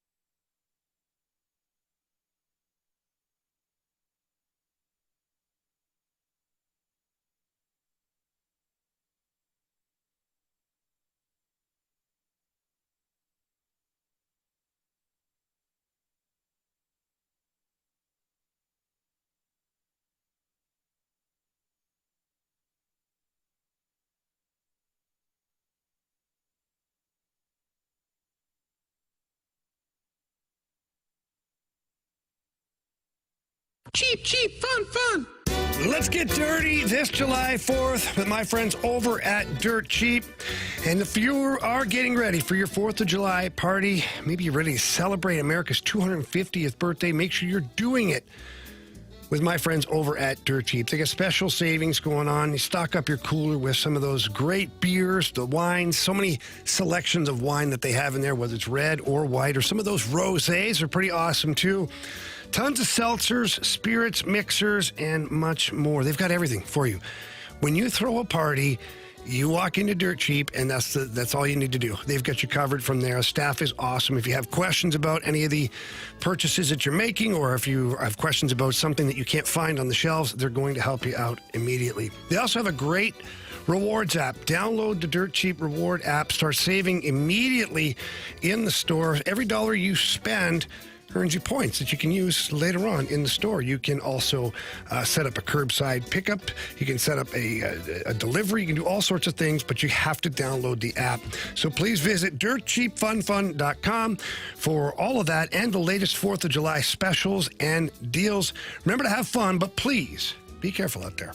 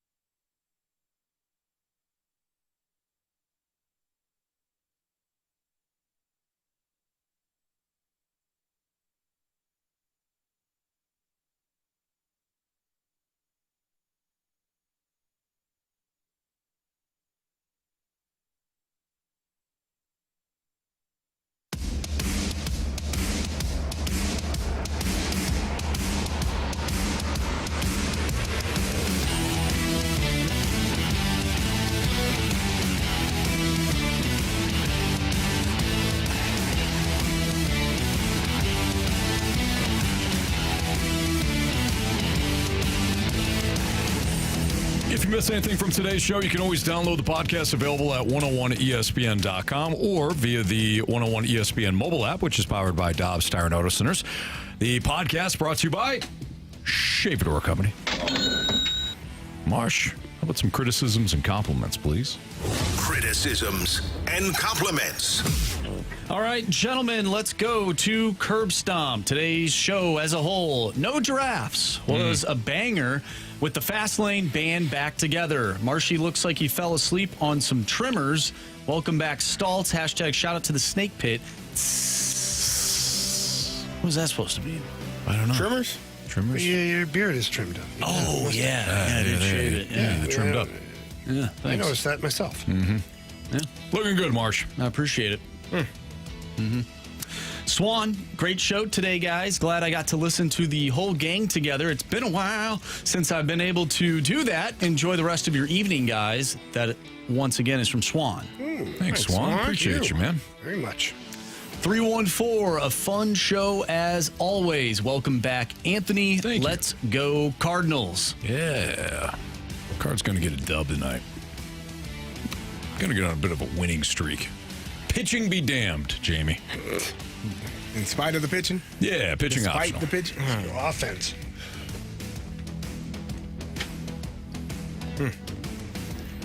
That's it. That's all we have for criticism. That's it? What about some of the negative stuff? There's lots of that. Okay, Stalter is from a gated community in Florida. That cocky elitist. That's from Marshy Division. All right. We didn't know. Untrue, but thank you. We spent all last week telling your whereabouts and how you were private jetting it and helicoptering and so you're here now, brother. Okay. Yeah. You private jet flying. You know what? Got it. I see. All right. Well, Marsh, if you're done with those, Yeah, I feel guess free so. to I guess people go through either 3 don't stars. like us or they do. love us and they don't want to send any criticisms. Either way. Probably all of the above. Yeah, probably. It's time for the Fast Lane's 3 stars of the day, presented by Circus Sports. No bet fees ever with the world's largest sports book, now at your fingertips in Illinois and Missouri. All right, this is just out of pocket. From Salty Bald Dad from Caseyville, Anthony equals Cubs fan. Ooh. Come on. No. If anything, White Sox fan. If anything, yes. Absolutely. Just out of pocket. Detroit Tiger fan. Sure. Miami Marlins. Cardinals, Giants, Yankees. Definitely a Giants fan. That's that Bay Area, San Jose, Oakland, San Francisco area. Man, you lived Atlanta. all over the place. Atlanta Braves, yeah. Quite a few teams. So tripod type in not the all Cubs. caps. Who moved my headphones? I think that's for you, Jamie. Happened once. Once was more than enough to not ever touched my touch your headphones? headphones again. Who touched my headphones? I can't see. Like Lincoln. Yeah. Don't touch his stuff. Don't touch his stuff. He doesn't like when you touch his stuff. In fairness to me, He was so mad. He was so ticked. He was pissed off. He was so ticked. He kicked in this door. Yeah. Hell, touch my headphones. Ferrario. Anthony was like, I put them. You left them in here. I just put them on top of your computer. Yeah, I found he left them on the computer. I'm like, oh, he left his headphones. I'm gonna wrap them up and. I don't wrap my headphones. Who touched them? Put their ears in my ears. Who did it? in fairness to me, leading up to that, people lost their microphone muffs. Things were going missing a little bit. Sure. So I'm like, okay, who's the a-hole that's like, it's like a chain of events, right? Like, they overreact? Yeah, probably. You think? Probably, Carey. Probably. Before we get to 3 stars, by the way, the Waterboy wants to know, Anthony, did you use your parlay last week? He did. He did. Yeah. He did. I did not. You texted us 3 teams. No. It had a comma next to it. So we said that must be his parlay. It didn't say this or this or this. I was giving you options. You left it Well, up the to one us. on Tuesday Rays, says money A's line, or Cards, Dodgers money line, Mariners. Yeah. Options. Okay, well then I should get all the players like for home run derby Walker, Herrera, then I should get all of those guys. No. You only get one in that specific category. I don't think so. Man. You're not It's hosing. unfortunate, but I thought it was a ballsy move. Oh, did I hit on it? Friday. No. Then I didn't use it. That's a different anyway. Jamie's going to hit an 8-teamer next week. Crush us all. See, look right here.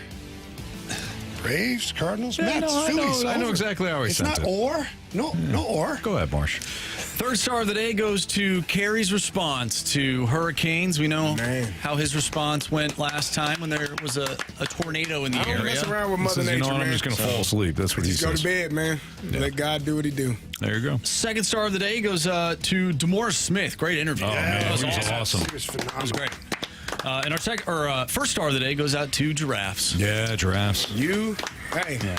Look, You better take care of it. We'll figure it out, okay? All right. Jamie, I got my guy Jamie on it. We're working on something. Tomorrow, Janet show. The Janet show is tomorrow, yeah, so we're going to dedicate tomorrow's show to Janet, and we hope that you participate and enjoy it, because Marsh has been working hard on gathering up a lot of the Janet mic chops and Janet, overall drops. So, yeah, we're looking forward to it. Should be a fun but somber day, certainly, as we dedicate tomorrow's show to Janet.